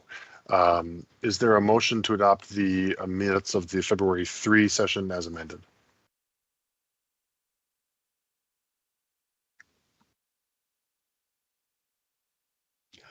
Okay, I move to adopt the minutes of the February 3rd session as amended. Is there a second? Second. Seconded by Commissioner Morton. Any amendments? I will go down the roll. Commissioner Bagley. Aye. Commissioner Gearin. Abstain. Commissioner Hughes. Aye. Commissioner Lantelmi. Aye. Commissioner Morton. Aye. Commissioner Patel. Abstain. Commissioner Peterson. Aye. Commissioner Sarli. Aye. Commissioner Schroll. Abstain. Commissioner Steinberger. Aye. I vote aye. Motion carries 8-0. I believe the next item, Madam Clerk, is staff report. Yes. Uh, Mr. Pfeiffer? Mr. Pfeiffer? Yes, sorry. I was working to turn my camera on. We have nothing this month. Thank you. Wonderfully brief. Commissioner Peterson, site plan review. We'll go to committee reports, starting with site plan review committee. Commissioner Peterson, I saw that you circulated your report. Is there anything you'd like to add? Yes, so I sent everybody a summary of all of the SPRCs that are ongoing or preliminary or coming soon. I also wanted to let everyone know that this Monday, March 14th, Mr. Pfeiffer will present staff's proposed annual updates to the site plan conditions. He'll be posting a video presentation and a draft of the updates this Friday in advance of the meeting. So I welcome you all to join the virtual meeting on Monday at 7 p.m. to discuss the proposed updates. Thanks. Thank you. Commissioner Peterson. Commissioner Lantelmi. Thank you, Mr. Chair. Yes, for the LRPC, right now we have the open period for the Block M online engagement. That's open until the 14th. So I encourage all of you to go online to that site and make your preferences known on the online engagement. Otherwise, we have other things that will be coming up later in the year, but nothing has been scheduled yet. That's the LRPC report. Thank you, Commissioner Lantelmi. We will then go to zoning.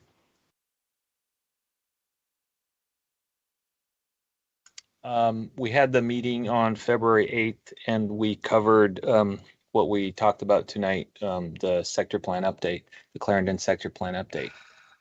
And it's all fresh in everybody's mind, so I think that's it. Commissioner Patel, do you have anything to add? I do not, and I want to thank you for taking the lead on that February 8th meeting. Public Facilities Review Committee, Commissioner Steinberger.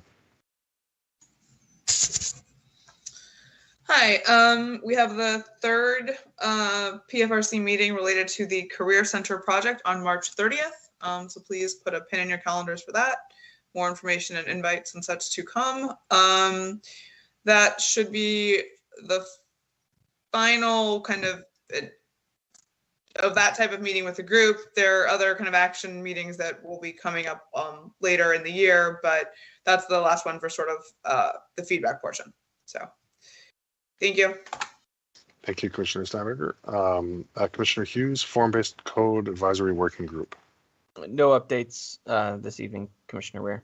Although if you guys keep voting for all my motions, it's really going to make my reputation fall. So please stop that, all of you.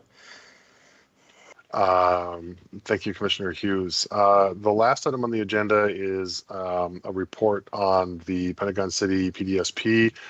Commissioner Lantelmi, I think that I'll defer to you to remind us that it was adopted last month. It was adopted last month, so this is mercifully off our agenda. Nothing more to add. Thank you very much.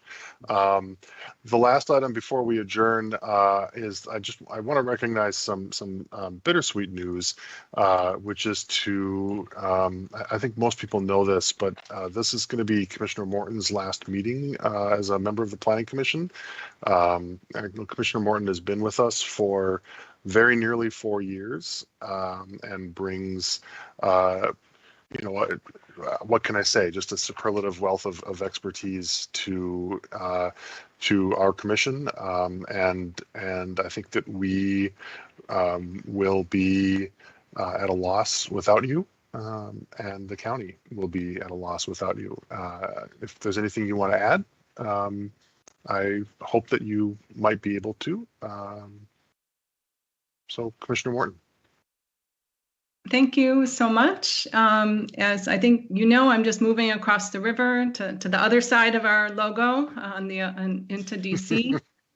And I'm gratified to leave only after finally mastering how to make a motion about a vacation, which I did last month. I do appreciate so much all that I've learned from all of you individually. Many of you have spent hours talking to me, both in terms of parliamentary procedure, the history of the commission, your own areas of expertise, and maybe even more. I appreciate what I've learned from you all collectively.